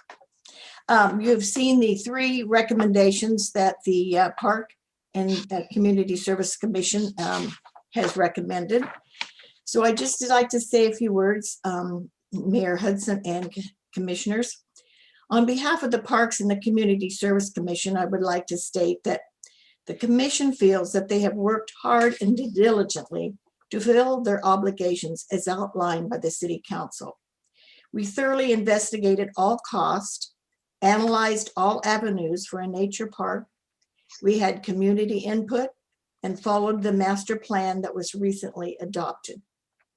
This plan will keep the park a peaceful, serene, and native-loving park, which is unique. As said before, there is no other park like this in the city of San Ramon. This plan will enhance the park and will not include additional cost in maintaining a building structure, which is not needed and does not lend itself to a serene and peaceful nature park. Instead, a shade structure, such as a pergola with a covered roof, having a sink, refrigerator, counter, and storage area, blends into the nature setting and adds more to the park by keeping the theme a nature park for everyone to use, and would offer only classes that pertain to the nature theme. This plan will make the park a peaceful and serene place to play and be enjoyed by all. This nature park will serve the community for many years for all residents and children to enjoy. Thank you, and I will be glad to answer any questions that you may have for the commission. Okay, are there any questions of staff before we open it up to public? Just questions. Comments will come afterwards. Vice Mayor Perkins.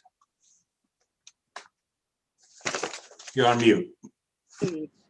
Carol, thank you very much for being here tonight. Roughly how many years has the Parks and Community Services Commission worked on the Crow Canyon Gardens concept and options? Well, they worked on it considerably. We started, I think, about 2 years ago for some of it.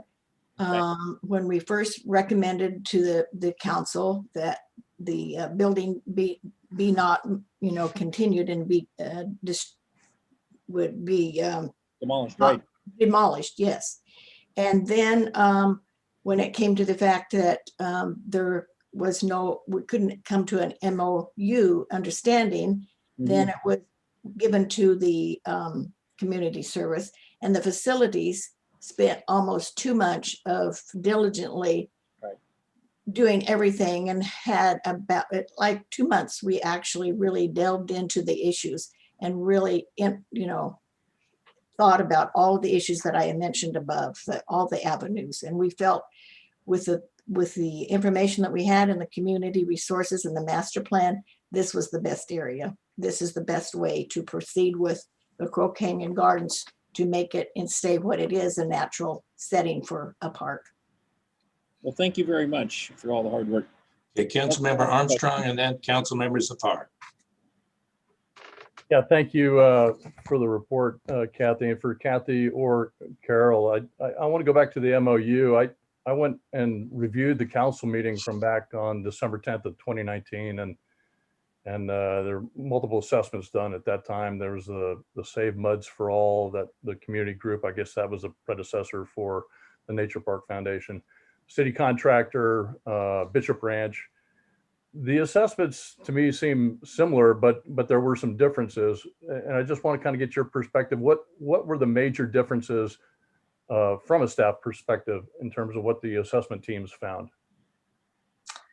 Well, it was primarily handled by our Public Works Department, but from my perspective, we got several different quotes on what it would cost to renovate the buildings and the parking lot. And the city's contractor, as well as the Bishop Ranch contractor, came in that 4.3 million range. The assessment team with MUDS also came in around 4 million, I believe. So the detail of exactly where they differed, I'm not positive, but I could certainly get that information. Okay. In that same council meeting, again on the MOU, the staff laid out several steps and milestones for to be accomplished. And one of those was establishing an MOU within 120 days. And all the things that go into establishing an MOU. And then it was to secure funding within a year of approval of the MOU, and then on with processing applications, et cetera. So were these intended to be simultaneous steps or sequential steps to go through, i.e. getting the MOU done first before securing funding and things like that?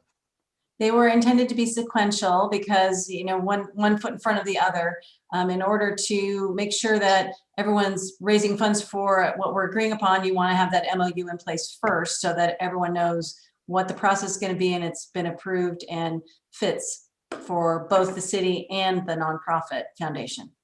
Okay. And then you had lots of meetings. I think you said 14 meetings trying to resolve the whole issue of the MOU. But the city and the Nature Park Foundation just couldn't quite get there.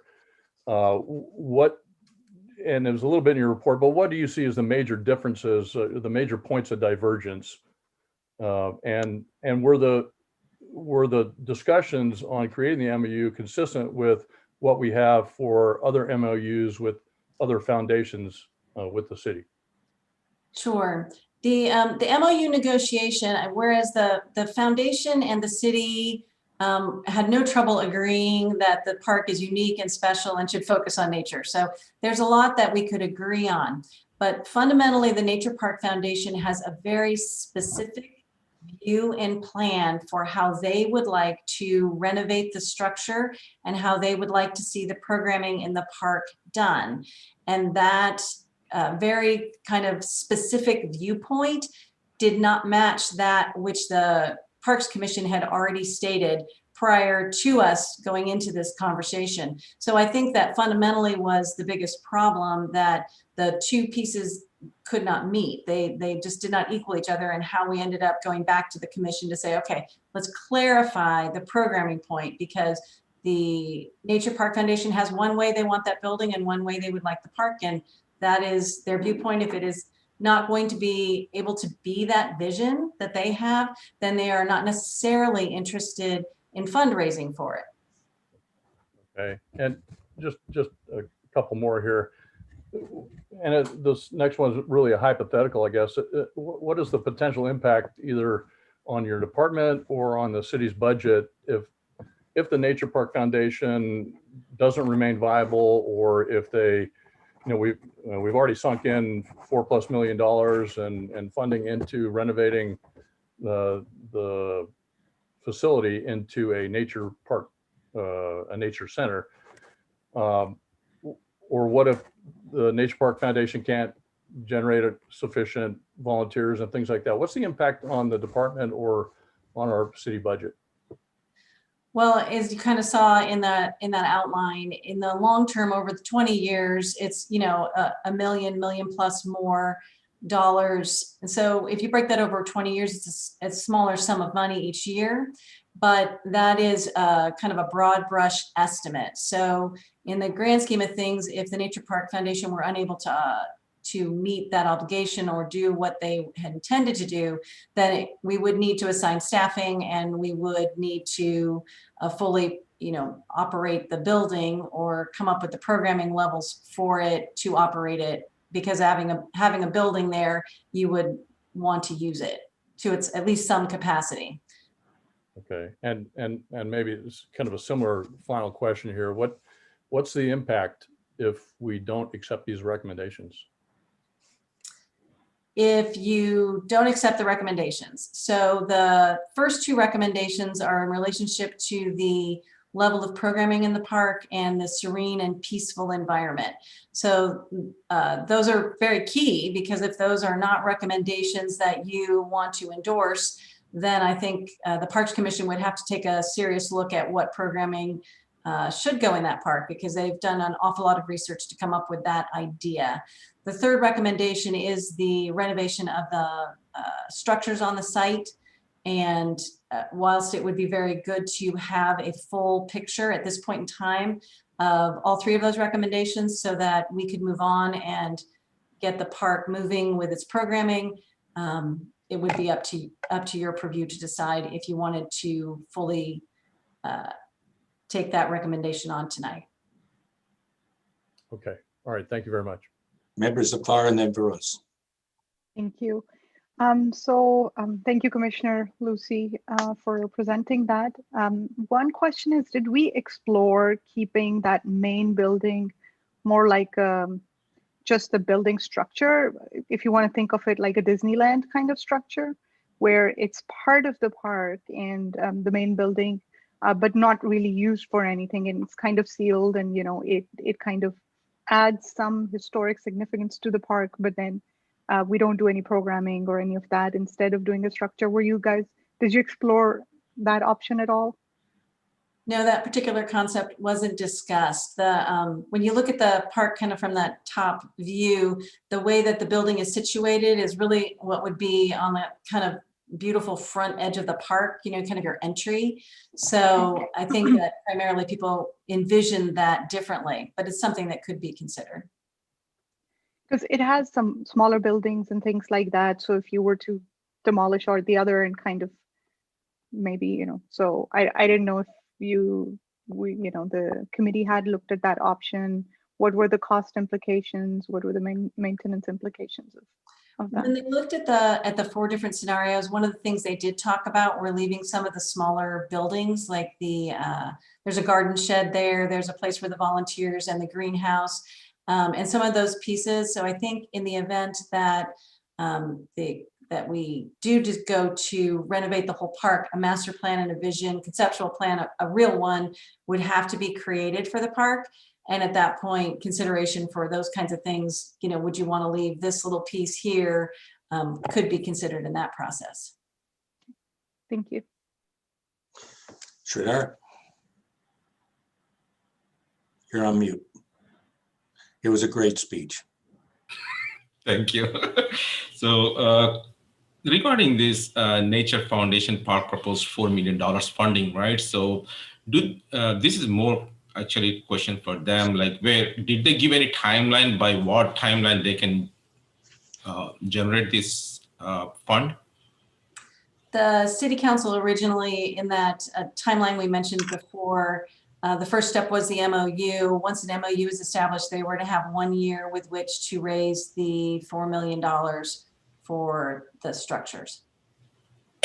In one year, they need to raise $4 million. That was the initial from the meeting or maybe at that point, it may have been a little less, but the fundraising was supposed to be accomplished within 1 year. Sounds good. And one more quick one, cost of demolition of. Don't say quick question, anything but quick question.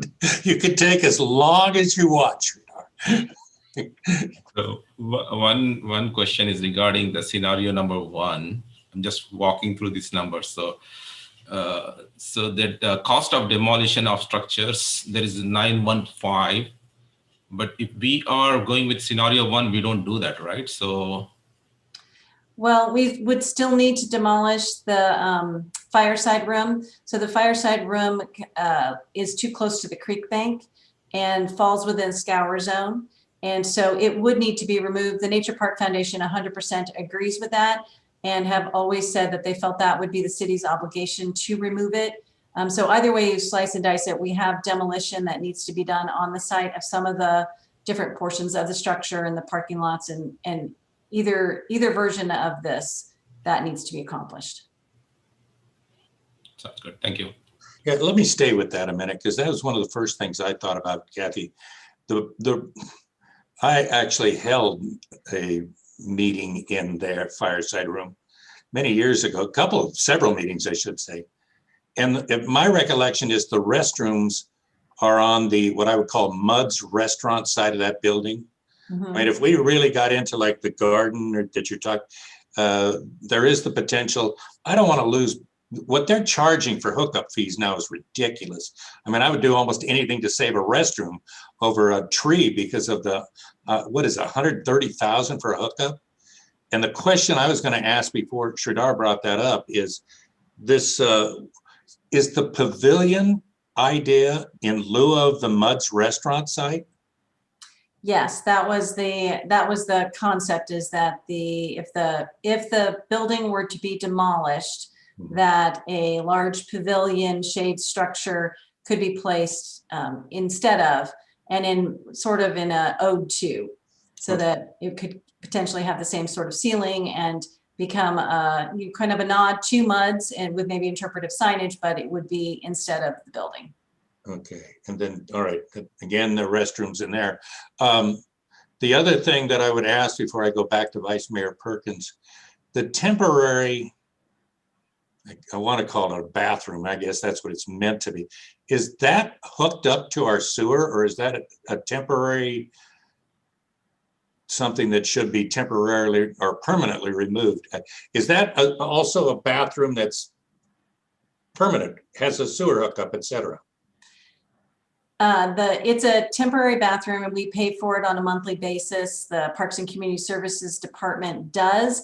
In regards to the sewer portion of that, I don't know that I could answer that question clearly, but it is a temporary restroom. Okay, Vice Mayor Perkins, then. Well, Burrows again. If we currently have both sewer and water hookups on site, and we're thoughtful in how we create the new site plan, we should be able to use the existing hookups and meters without having to pay a new hookup fee. I would look to Maria and her engineering staff and other people like that to confirm that, but we wouldn't be, a restaurant already has a hookup. Yeah. And so if they already have a hookup, we don't need a new hookup to put in a bathroom, a permanent bathroom. It's just a matter of where on site do we do that. Oh, there's Maria. Oh, come on, Maria. So if we tear the whole building down, do we have to pay 130 grand or whatever these guys get? There is an existing sewer hookup right now. Okay. But I mean, if you tear the building down, Mhm. I always see one wall left up or something like that. I always assumed that was a reason, but we would be, and I think that's the point Vice Mayor is making, is we do it in a prudently smart way so that we're not spending extra dollars. That's all. Correct. Okay. That applies both to the water hookup and sewer hookup, I believe. And if you do it in a prudent way, you don't incur an additional cost associated. There's still a lot of money involved in doing plumbing and wherever you put it and all, but the hookup cost, I think, doesn't apply if you already have it. Correct. My last question I would have, I'm looking to see if I have panelists here ahead of me. Just a minute. No, that was Scott. That other little maintenance building kind of, actually, where one of your people was having lunch today, Maria. I don't want to, I just turned him in. I threw him under the bus. But I mean, that is projected to be kept. Is that correct? It seems like it has kind of like a roll-up door, or the size of a roll-up door that could be used for storage. Is that intended to be kept? And then Councilmember Burns has questions. I think in the grand scheme of things, that when we talk about the bathroom, maintenance area, storage for tools, et cetera, are things that need to be in the park. So whether we were able to utilize those in a newly renovated park or if we needed to add them is a question you'd have to get into when it eventually would be redesigned. Because again, it's that if you take out the MUDS building and then what's going to fit, is it cost effective and logical to leave that in that location, or is there a better place to place it on the park site? So those would have to be determined through a design process. Okay, because I think anyway, that's comments, not questions. Councilmember Burrows, you have the last question, then we'll open to public. So did Nature Foundation provide us any list of services or programs or events that they cannot do if we go with the option of pavilion rather than going with fixing the structure? I'm sorry, say that one more time. You cut out a little bit. Okay. Did Nature Foundation provided any list of programs, events, or services they cannot do with pavilion in place rather than having a structure? We did not discuss that specifically because they really were focused on wanting the renovation of the structure. It is the Parks Commission's viewpoint that nature programs and classes would be a great fit for a pavilion, that you could do most of the year. You could accomplish those classes in that space. However, again, like I said, the Nature Park Foundation has a very specific vision that they have. And so if it's the decision to go with a pavilion structure, then we would go back to the Nature Park Foundation and see if we could work something out so that we could still do the nature programs in the pavilion. Thank you, Kathy. Okay, let's open the public comment. I don't see any attendees rushing to speak to this. If you wish to speak, raise your hand. I'm speaking slowly to give you an opportunity, or dial *9. Wow, don't everybody rush at once. Going once, twice. Let's close the public comment. Now it's before the panel for discussion. Let me, if I can, add a couple things that have bothered me, so I want to get them out there. One, when they said something about weddings and too many people in the park. I performed a wedding there, and I actually think, well, that's my personal opinion, and I'd ask Amy Amiri if she feels the same way. I think it was her relative that I did it way back when. The other thing is, I got the impression when we talk about a serene park, too many people, et cetera, et cetera. Some of you know, back in my long time ago, I used to run long distance through a trail from essentially Lake Tahoe down to Auburn. And there was an opportunity to put more land into the wilderness area. So the group I ran with just spent day and night getting signatures to put this into the wilderness area. We beat our chest and we were so proud of ourselves that we got it. And I don't think it took 24 hours for the forestry department to say, thank you very much. We don't allow organized events in a wilderness. So in doing that, we found ourselves at the Tevis Cup, the Western States 100 and another race. We're out in the cold and we had to go to an act of Congress till people realize that you have to make a decision. And my decision is that people do belong in nature. Now, I understand the serene and the this and the that, but I mean, to make it for just a few exclusive people, not do it. And then I read the pavilion part of it, where an outdoor kitchen versus an indoor kitchen. Nobody's going to be cooking during the spare the air days and storage. And I'm thinking, okay, now we're going to have to explain why we're tearing something down to build something back up. And we have lost track of, these people see this as historic. So it's just a couple of comments that I want to make. I do see the possibility of bringing things in, even the Tai Chi, yoga, and Pilates. So if we have other places, then they'll go to other places. But I wouldn't rule it out. I think the more things that you can fit in where people want to be in nature, I mean, that's why people, I may be stretching this a little bit, go out on the golf course. They spend half their time in the woods anyway. But just a couple of comments before we get to council and your comments. Who wants to jump out there on this? Vice Mayor Perkins, then Sabina.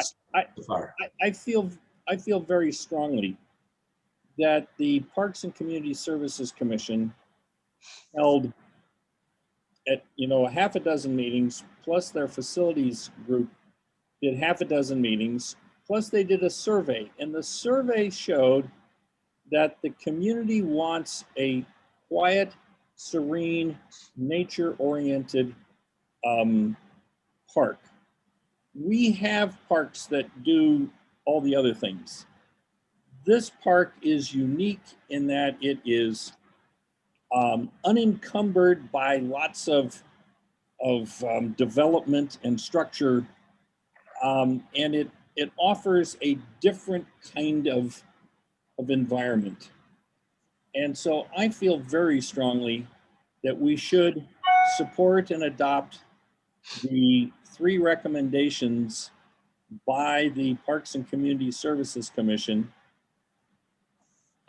If we adopt those things and the Nature Foundation finds a role in providing some of the classes that are nature oriented in this pavilion, this park, that's great. I would invite them to cooperate and be part of it. But I'm not looking to have a unique foundation MOU that turns over control of this park and its facilities to a single foundation. If you look at the MOU that we have with the Historic Foundation, they don't program Forest Home Farms. They have some programs at Forest Home Farms, but those are done according to the MOU, and the city maintains, owns, and operates the farm. Similar to the Library Foundation. The city owns and operates the library. The Library Foundation has some programs they do, the jazz concert series.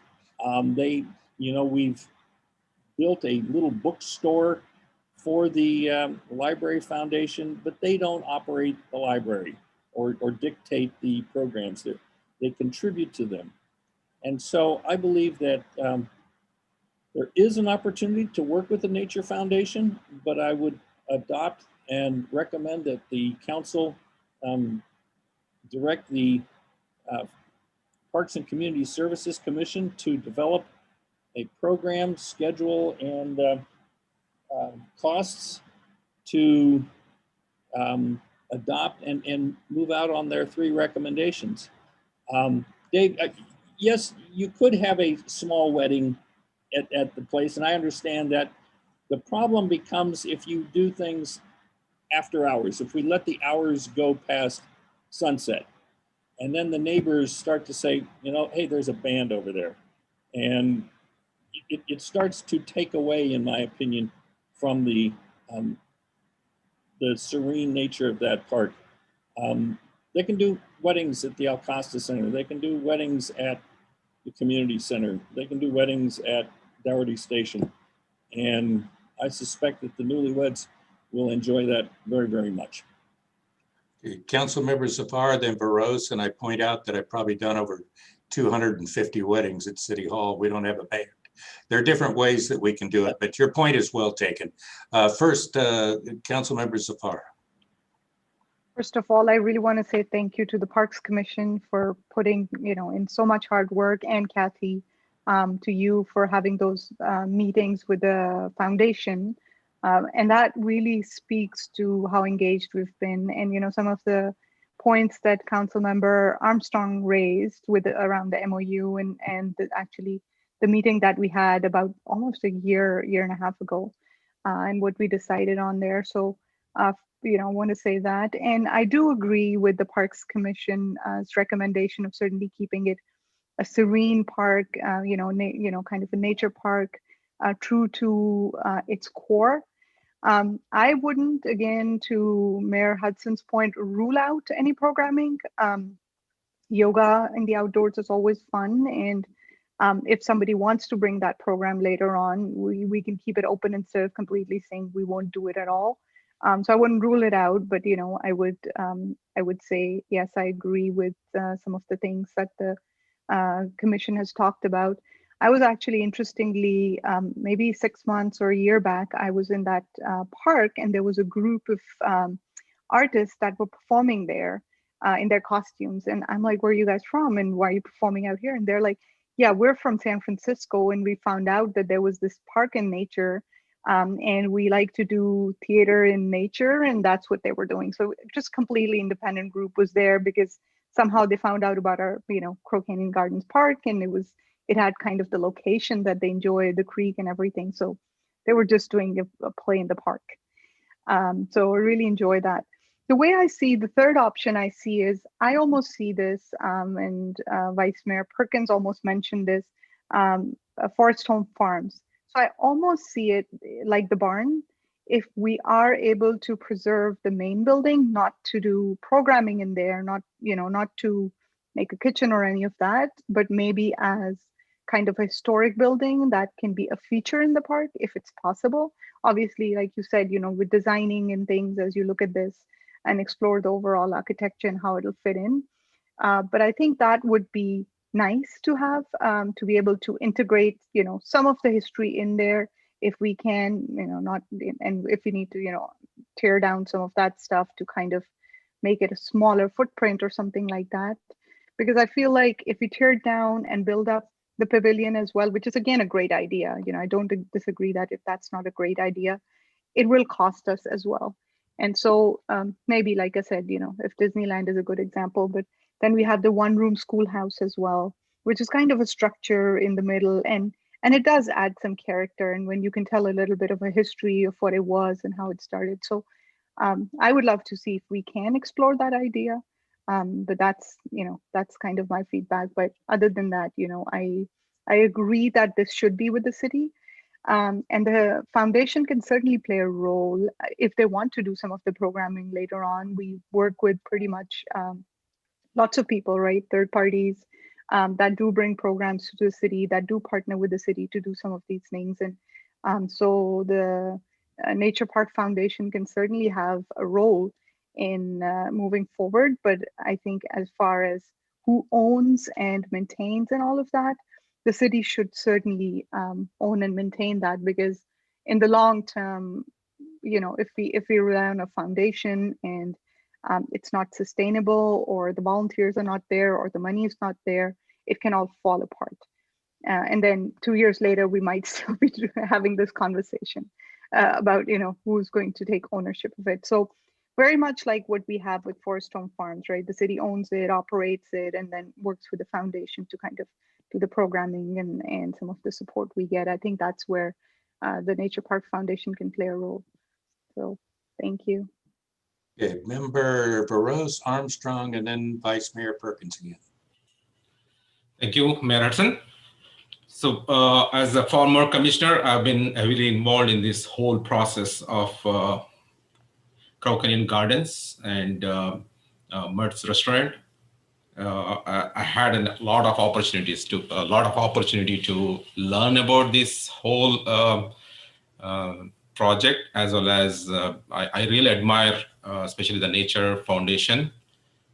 The group, they are very enthusiastic. I appreciate all the time and energy that they put in. And at the same time, I admire our park commissioners, because as myself, when we were involved, we were like putting a lot of time, energy, as well as looking after to make sure that this is end of the day served very well to our community. So one good thing is we all agree on to one thing, that this Mertz Restaurant as well as the Crow Canyon Gardens, that whole area is considered as a jewel for our San Ramon, and we want to make sure our community enjoy this facility.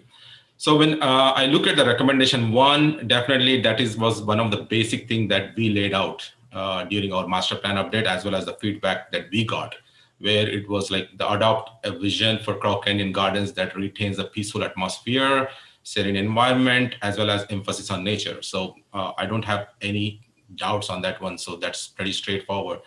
And the recommendation two, once again, I agree that PCS, our Parks Commission, Community Services Department already provides Tai Chi classes, yoga, and all those programs. So at this point, unless there is a demand where it says that we are not able to accommodate additional programs, then I see that we need an additional location. Otherwise, I don't think we need any additional location as such.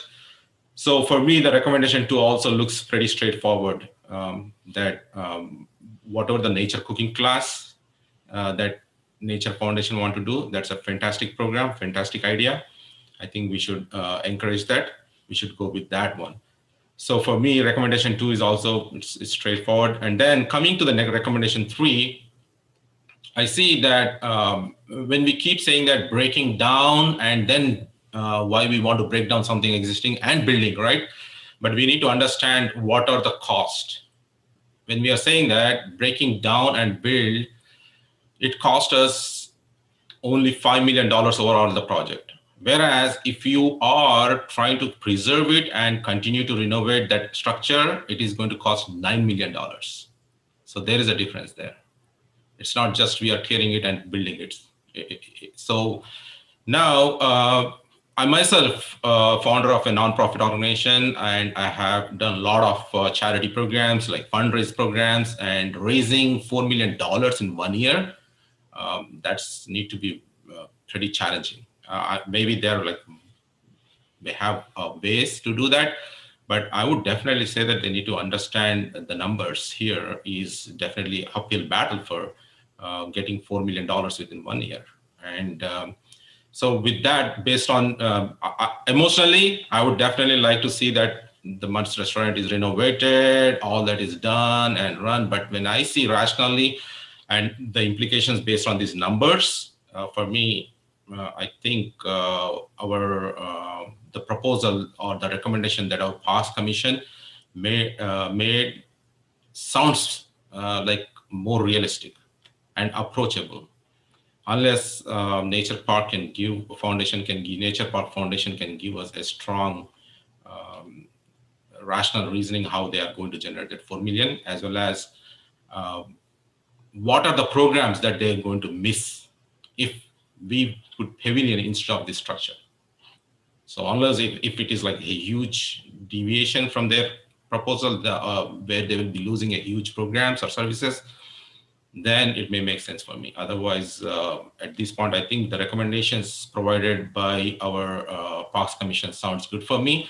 And that too, they had 14 sessions. That's like a lot of sessions, lot of time, energy, a lot of brainstorming. So I really appreciate both Nature Park Foundation as well as Park Commission's Facilities Committee especially for working on this and providing these recommendations. Before Member Armstrong and then Vice Mayor Perkins, let me tell you, you should have been here for the city center discussions. 14 was a drop in the bucket. And I'm talking about before you got on, Scott. I'm a little leery of the time. I'd like to ask that we take a 5-minute break, as we usually try and hang in at 9 minutes. We'll come back and finish the discussion if that's okay with everyone. See you in 5.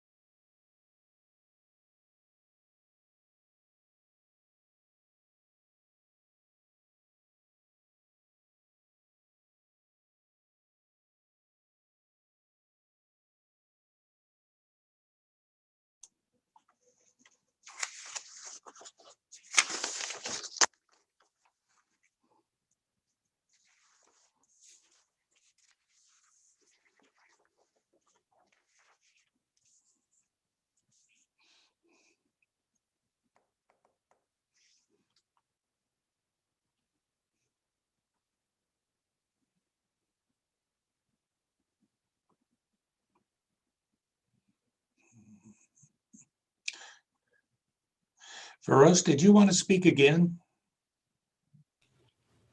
Sorry, what is that? Did you Oh, want to? no. Oh, okay. Let me know. Sorry for that. So it's Councilmember Armstrong, Vice Mayor Perkins.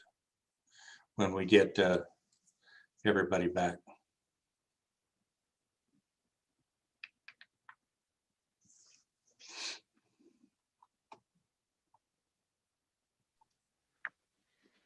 My cat always waits for me to get a break so she can drink tap water.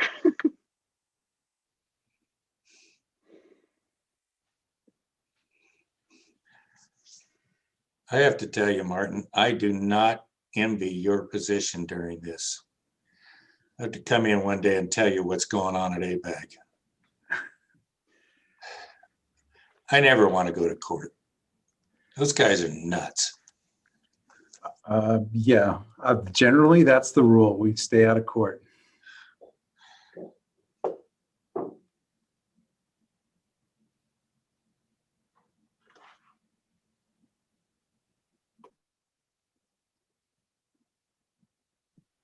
Unless you can hire Dr. Bull.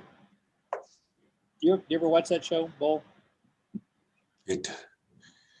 No matter what you do, no matter how well you do it, some judge wakes up on the wrong side of the bed.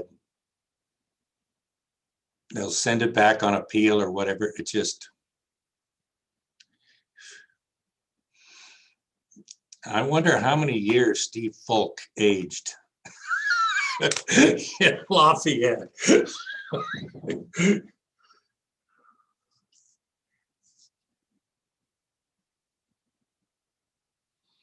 Hey, Christina's back. We on? We're up? We're good? Yes. Okay, we are back in session at City Council. The City Council meeting for January 26th, and Commissioner Armstrong, or Councilmember Armstrong, you have the floor. All right, thank you, Mayor. And I certainly don't have as much time and experience with this issue as fellow Councilmember Veros, but you know, I've dined at Mudd's years ago before it closed. I walked through the demonstration gardens. I'm familiar with the area. I've been down there several times myself recently, and in recent years, even walking through the gardens and down by the creek since it's become a park. Frankly, one of my hobbies is gardening, so I enjoy going down there just to see what people are doing with the gardens. You know, I have gone back though, and I've looked at the different meetings for the Parks and Community Services Commission over the last couple of years. I've looked at the Facilities Committee report. As I mentioned before, I reviewed the past City Council meeting. I reviewed that survey that was done, the Crow Canyon Gardens Outreach summary report. And frankly, I've kind of taken a look as Kathy referenced the master plan, and a lot of good, thorough, thoughtful work was done with community input. And then I even looked at the Nature Park Foundation report from back in October of last year, and the different facility assessments and all these financial scenarios that have been brought up tonight.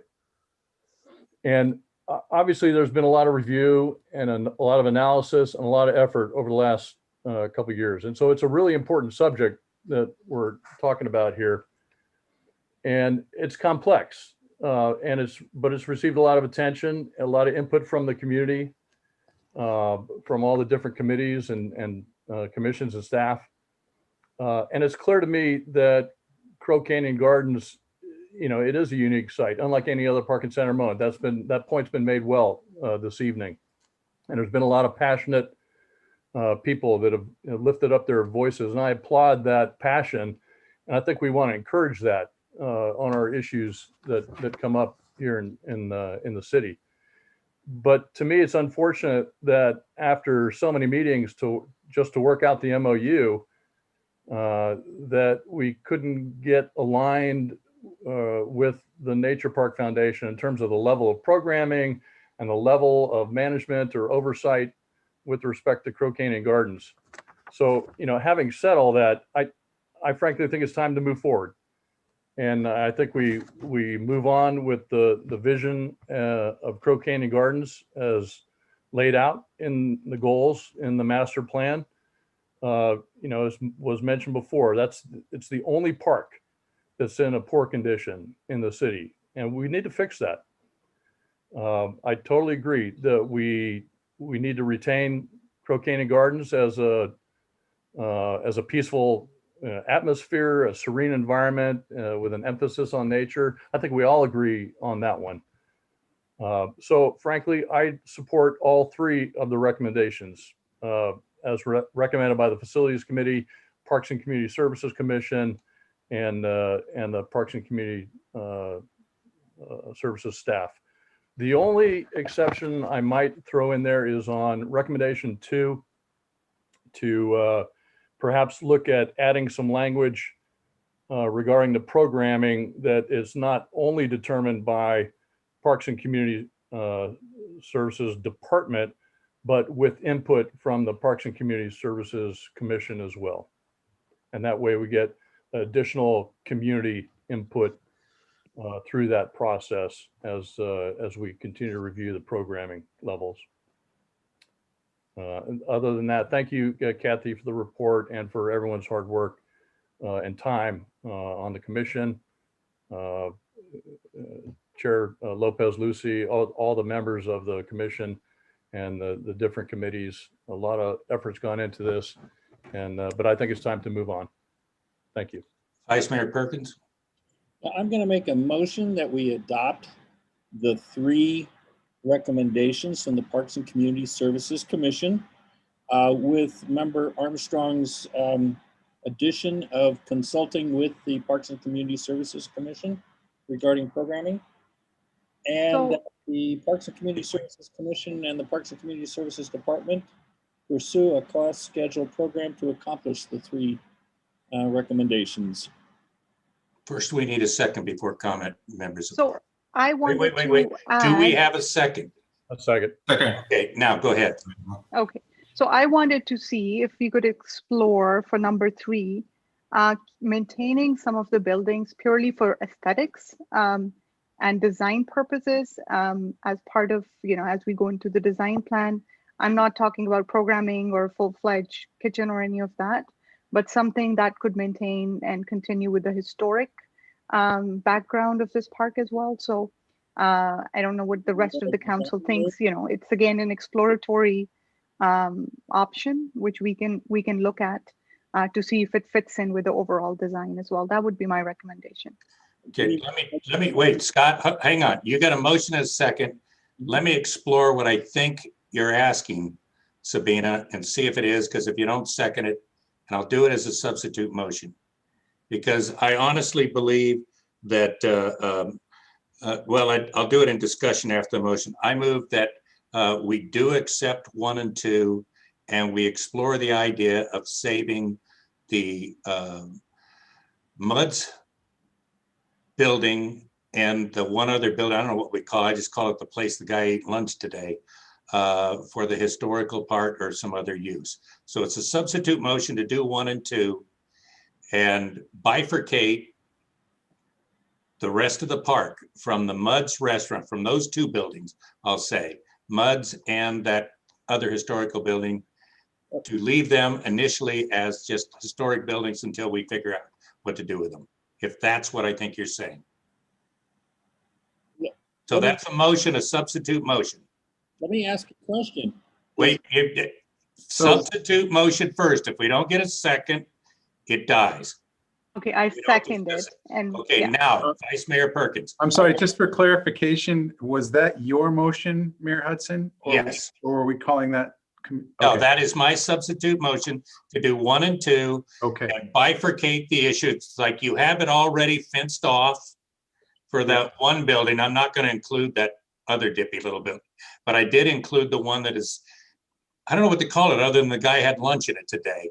To leave it, maybe we'll figure out what we want to do with it when we have a chance to look at it. Go ahead, Mr. Perkins. Yeah, and Mayor, you're saying for historical purposes, right? Yes. We're not saying for programming or any of that. At this point, and that'll, okay, it can go forward from there. Go ahead, Scott.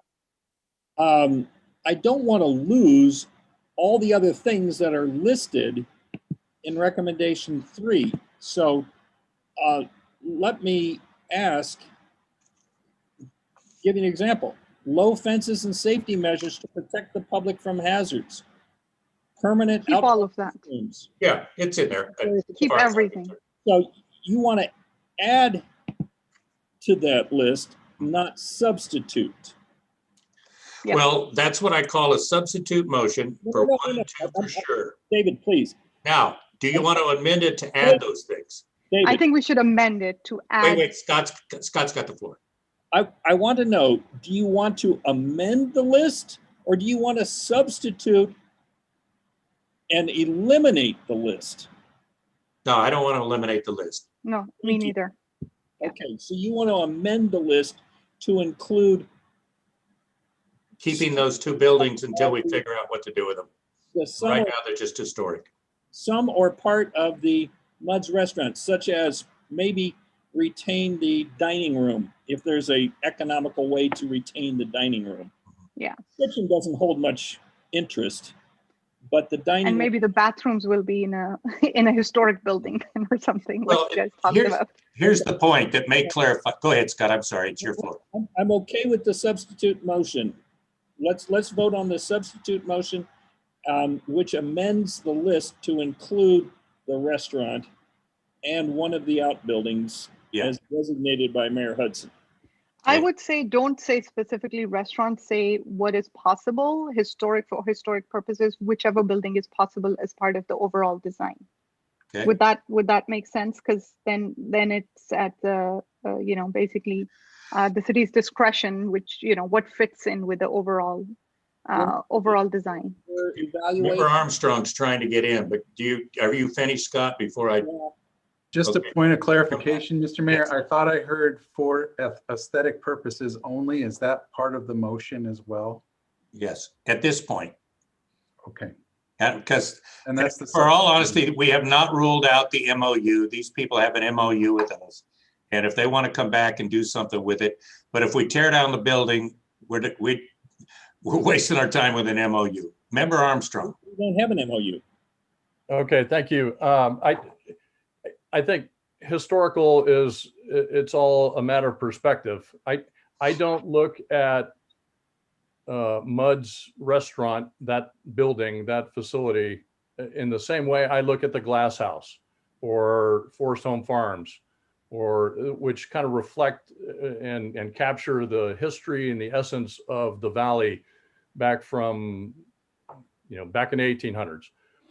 And so just to preserve it, a building that was built in whatever year it was, 1981 or whenever it opened up, that is to me modern history. There's probably a good portion of our community that has never even been inside that facility, doesn't understand the significance. I don't fault them for that. There's a lot of our community members that have been around a while, love that building. I get it. It has meaning to a lot of people, but I don't think the history aspect of that facility, that it doesn't touch me the same way as some of the other historical buildings in our valley. Okay, wait a minute. Did you have your hand still raised, Scott, before I? Okay, Member Safar. Yeah, I think you're right when you use the word modern history. And I would say a lot, San Ramon is a very young city as well. And, I think it is part of how we became a community as well. So certainly agree with the modern history, and those of us that have only been here maybe 15 or 20 years as the new residents of Doherty Valley, I think we would also like to preserve that modern history, some of that newer San Ramon that was developed as well. But again, I think it's all relative on how you look at history as well. So I appreciate you using that term, the modern history. Before I call on Member Veros and Armstrong again, let me point something out. Mudd's Restaurant was working alongside of Crow Canyon Institute, who had that park for many years. for years on end. The whole time they were open, Virginia Mud was supposedly using vegetables and whatever from the garden. And there was this thing going on there for a large part of our history. And that's what people look at. We had one person say the architecture is special. I'm not saying I agree with them, folks, but I'm telling you, when you start saying you're going to tear down buildings that are history, I mean, I got one along San Ramon Valley Boulevard that I think is way past being historical anymore. It's almost like, but anyway, Member Veros and then Member Armstrong. So now if we want to add that as part of our recommendation to keep it part of the structure or the structure, existing structure. So do we want to renovate that or just leave it like that? How we want to do that? My feeling at this point is you have two things going on here, and then I'll ask Member Armstrong to chime in.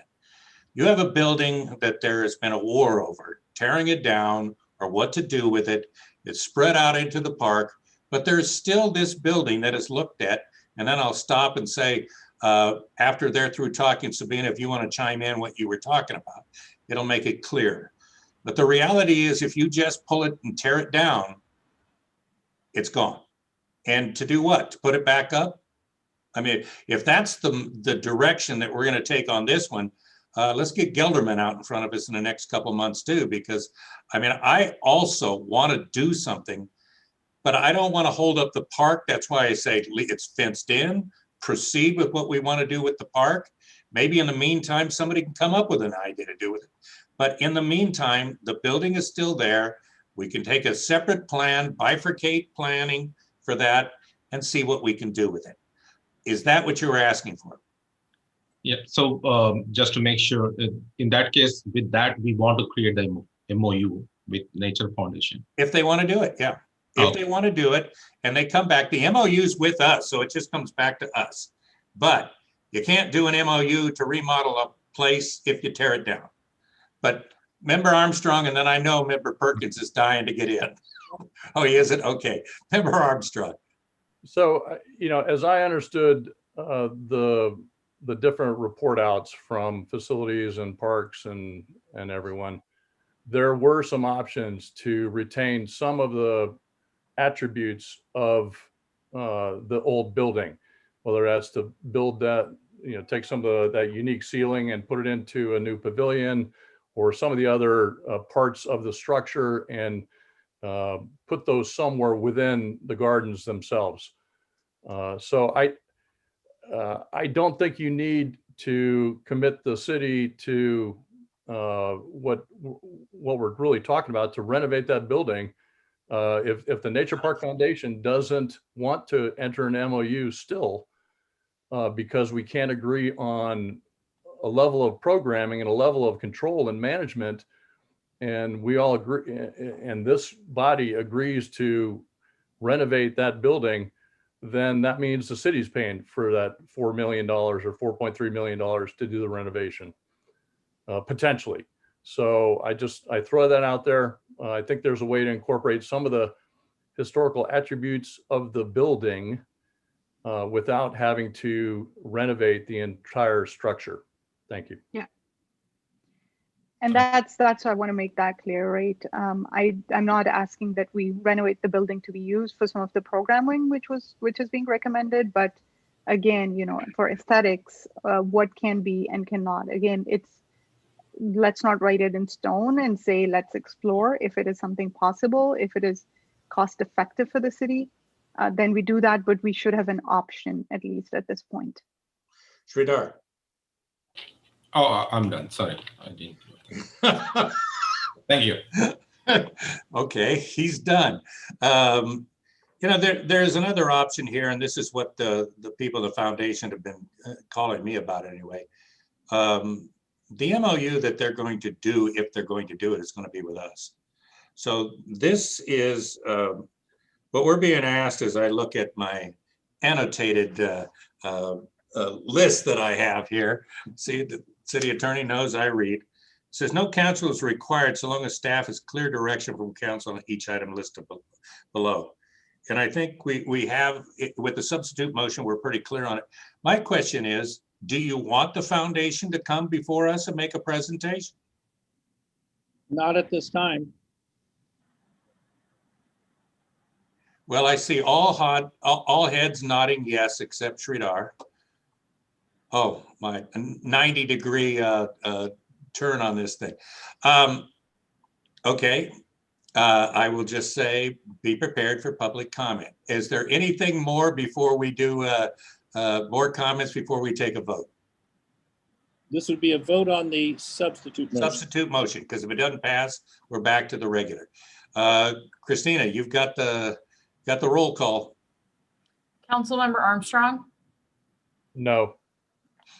Councilmember Veros, No. Councilmember Zafar, Yes. Vice Mayor Perkins, No. and Mayor Hudson. Yes. Thank you. Okay, now we have any more comments, or do you want to take the original motion, which I believe was recommendations 1, 2, and 3? That is correct. That was the motion I made. So can you amend that motion, Yes, you Mayor can. Perkins, with You a can. slight addition that for aesthetic purposes, we explored looking at the buildings? That's what I thought I just voted no on. I think that was the substitute motion. Okay. But it was a darn good try, Samina. Yeah. I mean, you had me sold on it. Okay, roll call vote if there's no further comments. Councilmember Armstrong, Aye. Councilmember Veros, Yes. Councilmember Zafar, Yes. Vice Mayor Perkins, Yes. and Mayor Hudson. No. Okay, we are on to city manager comments, unless there's any last minute. Well, we've done the direction from a motion. We shouldn't be doing it after that. Mr. Gordon, you've got something for us? Good evening, Mr. Mayor. Not much tonight. Just direct your attention to the True Value Hardware store next to Sprouts. Yes. And so that's going to be coming in relatively soon, which is a good source of sales tax for the city, as well as just some good availability of items, hardware items for, I'm sorry, it's not True Value, it's Ace. Yeah, I was just going to ask you that. Yeah, so there's a True Value somewhere that just got a plug, a free plug, but it is Ace hardware that's coming in. So we are actually looking forward to that. And then I know a lot of you have received some information about the fees for meal delivery and discussion on that. The county has introduced a cap for those fees, and they're planning on visiting that in February, their February meeting. So if that takes place, there could be a county-wide ordinance, which would obviously San Ramon would fall into for capping temporary camping those delivery fees. So we're keeping an eye on that, and we'll update the council as necessary. And if necessary, we'll agendize something if that doesn't seem to meet the need for San Ramon. Good. That's it for me. Thank you. Okay, public comment is now a time for anyone still in the audience who wants to address us on any item not on the agenda. Public comment is open. I see 12 attendees. Does anybody want to address this, council? I see none. Going once, twice. Do we have any written? Since we had that, all we're in the first public comment. Public comment is closed. City council members. Sridhar, you're going first. You've been too quiet over there tonight. And you're on mute. Thank you for giving me opportunity first. I had my first meeting with the San Ramon Historic Foundation. I'm very glad that now I'm able to work with the Historic Foundation, one of my favorite. And we had, they had a lengthy conversation on Proposition 68 grants that they can utilize for future developments. But then there is one small catch, which is about contributing around $42,000 in order to get $178,000 grant. So they had a pretty good lengthy meeting, conversation, and they're still figuring out which direction they need to proceed. So they asked some questions to, if I remember right, Kathy, I think, about the grants. So that's one thing. And the second thing is about craft feed. So I don't have exact date and time right now. I searched the website and all that, but I couldn't find out. If any of you know about it, please let me know here. There is a craft feed event, and please help them with that. And also we are working towards, at least I'll be working towards driving some memberships for San Ramon Historic Foundation. So those are the points. Thank you. Are you baking a cake for us to bid on, or what's going on here? No? There is no live. This is all like buy and take boxes. So there's 1 crab, 2 crab, and the box 3 is 4 crabs. Okay. Member Perkins, you had your hand up, or was it a delayed one? Did you want to go now or wait? Now's good. So we had the Tri-Valley Transportation Council Finance Committee meeting, and then the entire council had a meeting. We're working on a new Nexus study that'll allow us to continue to collect development fees. We also had our audit. We have about $25 million in the bank for projects, and we have a few projects that we're going to be financing in the future. We spend about $75,000 on administrative, which includes insurance, attorney's fees, audit, web services, admin support, the Nexus study, and accounting fees. So the Tri-Valley Transportation Council, and I'm the chairman for the next 2 years, is doing quite well. I also attended the Library Advisory Committee meeting, and they're working on some suggestions for improving the Dougherty Station Library. I know that's the next major project coming up for the Infrastructure Committee. And you know, that's just what we did with the main community center and the Alcosta Center, shut the place down, you know, paint and new flooring and whatever else it needs. There are some significant things that can be done to improve the functionality of the library. The library is 17 years old, and it does a good job, but it could be better. And so the library committee was looking at that. So that's my report. Okay, who wants to? Now we'll go to the rookie. Councilmember Armstrong.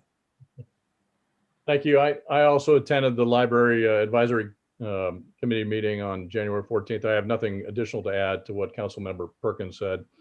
I also attended the Teen Council meeting on January 19th. As I mentioned before, main business item was the discussion on the draft of the Teen Council goals for 2021 to 2022. We talked about some new teen opportunities, the impact of COVID, and some of the virtual programming that they are considering for next year. New workshop opportunities, the ambassador program, and some discussion on a goal for their award program. Very impressive group, and really enjoyed hearing them speak and just seeing these young people that are, again, as I said before, it's the future of our community. Thank you. Thank you. Member Zafar? So I attended the EDAC committee meeting and business assist program that we have through the city of San Ramon. Townsend pretty much did a presentation on that. EDAC is planning to go out and do like a community town hall kind of meeting for businesses to educate them on how our small business assist program is running, how they can get access to loans and things like that. And for Councilmember Mark Armstrong, in case you're not familiar with it, since you know, this is something that happened probably last year in April, our business assist program is where we're paying Townsend to basically help small businesses in San Ramon navigate basically how to get loans. And now with the new funds coming in, it's an opportunity for more businesses to get some of those loans, and kind of a hard, tough process so they help them end to end. And it's free of cost to all of our businesses in San Ramon. And EDAC thought having a town hall would be a good idea to get more communication out about it. So look out for that. They will need help, so to basically broadcast this through your media channels and your groups as well, so that more people get to know that this town hall is happening. My favorite meeting was attending the Arts Committee meeting. Thank you. Wait a minute, you don't put priorities on the. I'm sorry, go ahead. Well, we discussed 2 art installations in San Ramon. The Arts Committee did. And that was fun, kind of, I am passionate about the arts. And so Vice Mayor Perkins, they were missing you, but they did welcome me as well. So there was an art installation and picking an artist for an art installation in front of the library, and one planning for the housing, which is supposed to come at some point where the old windmill farms is, right, so I guess, they at least picked the artist and picked the art, and thoroughly enjoyed that. I also now am on the Finance Committee, which was yesterday, and we got an update on basically our pension funds, how the city is doing, and about the Faria development, where we have a community district fund that we're establishing for some of the gap that we have in making the city whole in terms of serving the Faria. Was it Project 5? What is it? Do we call it Project 5, or do we call it Neighborhood. Neighborhood 5? Yeah, like, is it Project 5 or Neighborhood 5? Yeah. So just the community, establishing a community development fund for that. And then my ask to the council is, this is something I brought up earlier with the past council, and I wanted to see if this is something we can explore. On September 22nd, Contra Costa Board of Supervisors passed a resolution endorsing the declaration of climate emergency in Contra Costa.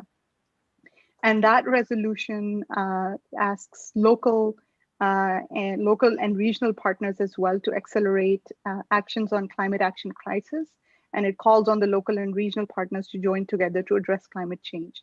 So I wanted to ask if we can bring in front of council a local declaration recognizing that we are in a state of climate emergency that requires action by all levels of government, including local councils. And with that, develop a comprehensive climate emergency plan and allocate additional staff resources to enable the execution of that plan. I think it's important, it's coming to us. And one of the questions I had earlier today around LEED and around some of the things we're doing to decrease our carbon footprint, we're going to hear this more and more. So that's something I would like to see our council in line with what the county is doing to have a similar resolution passed at the city level as well. Okay. I'll sit down, city manager and I discuss. I'm still having a problem. These proclamations, we made it clear that we're like in a, what's the word for, a moratorium until this diversity group comes in. This is, I would assume, a little bit different, but I've been going back and forth with somebody. It's proclamation for something that's actually done in the city. But then on the other hand, we did the proclamation the governor had for diesel free in 33. So I guess we should start with, let's have whatever the county did sent to us so we can see what the heck it is. I know you had said something when you talked about adding staff resources and stuff, you lost me on it. But only because I'm on the air district and they just said, okay, we're going to start a new group of race, diversity, and equity. And by the way, we want 9 employees. And I just, gee, there went our fees through the roof. But anyway, I get where you're coming from. Let me get it first and then figure out where we want to go to get the thing at least to us for the retreat. Yeah, and I'll bring it up there. But the reason I say add staff to it is because I've had a meeting with staff on the climate action plan, and I know it's kind of above and beyond what they do, right? So it does spread them thin when you put it on staff the existing staff to do this. So I think they will need some resources from us. Well, I can tell you that's what the Air District has made a point of trying to be, is that resource that we don't have to do this. But I'll tell you, that's you just looked at your finance. You go find it on the budget, because I'm not cutting. But anyway, that's outside of our Brown Act purview, right, City Attorney? We should not be discussing this right now. Well, at this point, we can take this back through the regular channels. Yes. That would be bringing it to you and the city manager to compare that with the proclamation policy. The resolutions or proclamations, I believe, I can't remember what we did at policy. I believe that is the proclamations is something the city manager and I looked at, but I like your wording better. Let's put it back through the right channels and figure out what we can do. We've got a request and we should follow it. So Martin, what would be the right channel? Should I send an email with the resolution? So I don't technically see it as a proclamation. It's more of a resolution, which, or we make can that bring determination as well as a part of it. And I think between the city manager and me, we can sort that out. Okay. Good. So I'll send you everything. I like it. Okay. Anything else before we get to the real important, my priority, or what was it, my favorite? I didn't have any favorites. Go ahead, Scott. You forgot street art. Oh, I thought we hit him first. Oh yeah, I finished my first, like historic foundation. Yeah, he was first. Okay, on the mayor's comments, I will tell you, I went to my first San Joaquin Rail meeting. It's several counties put together, and I replaced Kevin Romick from Oakley, who was on it. This is a CCTA appointment, like Sabina and I are on the Iron Horse Trail. She's San Ramon's representative, and I'm CCTA's representative. Exciting to learn what other people think when the valley's just a little bit different than us, but I'll just leave it at that. The more important thing that everybody's going to be up in arms when we finally get to March and make the final decisions. Our RENA number is now up to 5,111. I think we're 10 below Concord. They moved ahead of us. The point being is this 680 corridor is really getting nailed with a lot of housing. And I'd ask Cindy Silva now, who's going to be the alternate to ABAG, if she would take a look, and we, the cities on this corridor, take a look at keeping track of entitlements, actual permits from October of last year forward. And when we get these certificates of occupation, like from Doherty Valley, which are just about out of, and keep kind of a running tab, because the people that are performing are the ones that are going to have the vocal majority now out there off our backs. Enough of that for now. ABAG put me on the administrative subcommittee, so we'll see where that goes. It's kind of a direction for the future. The Tri-Valley mayors got together, and the corridor, or the Innovate 680, to me was the highest priority.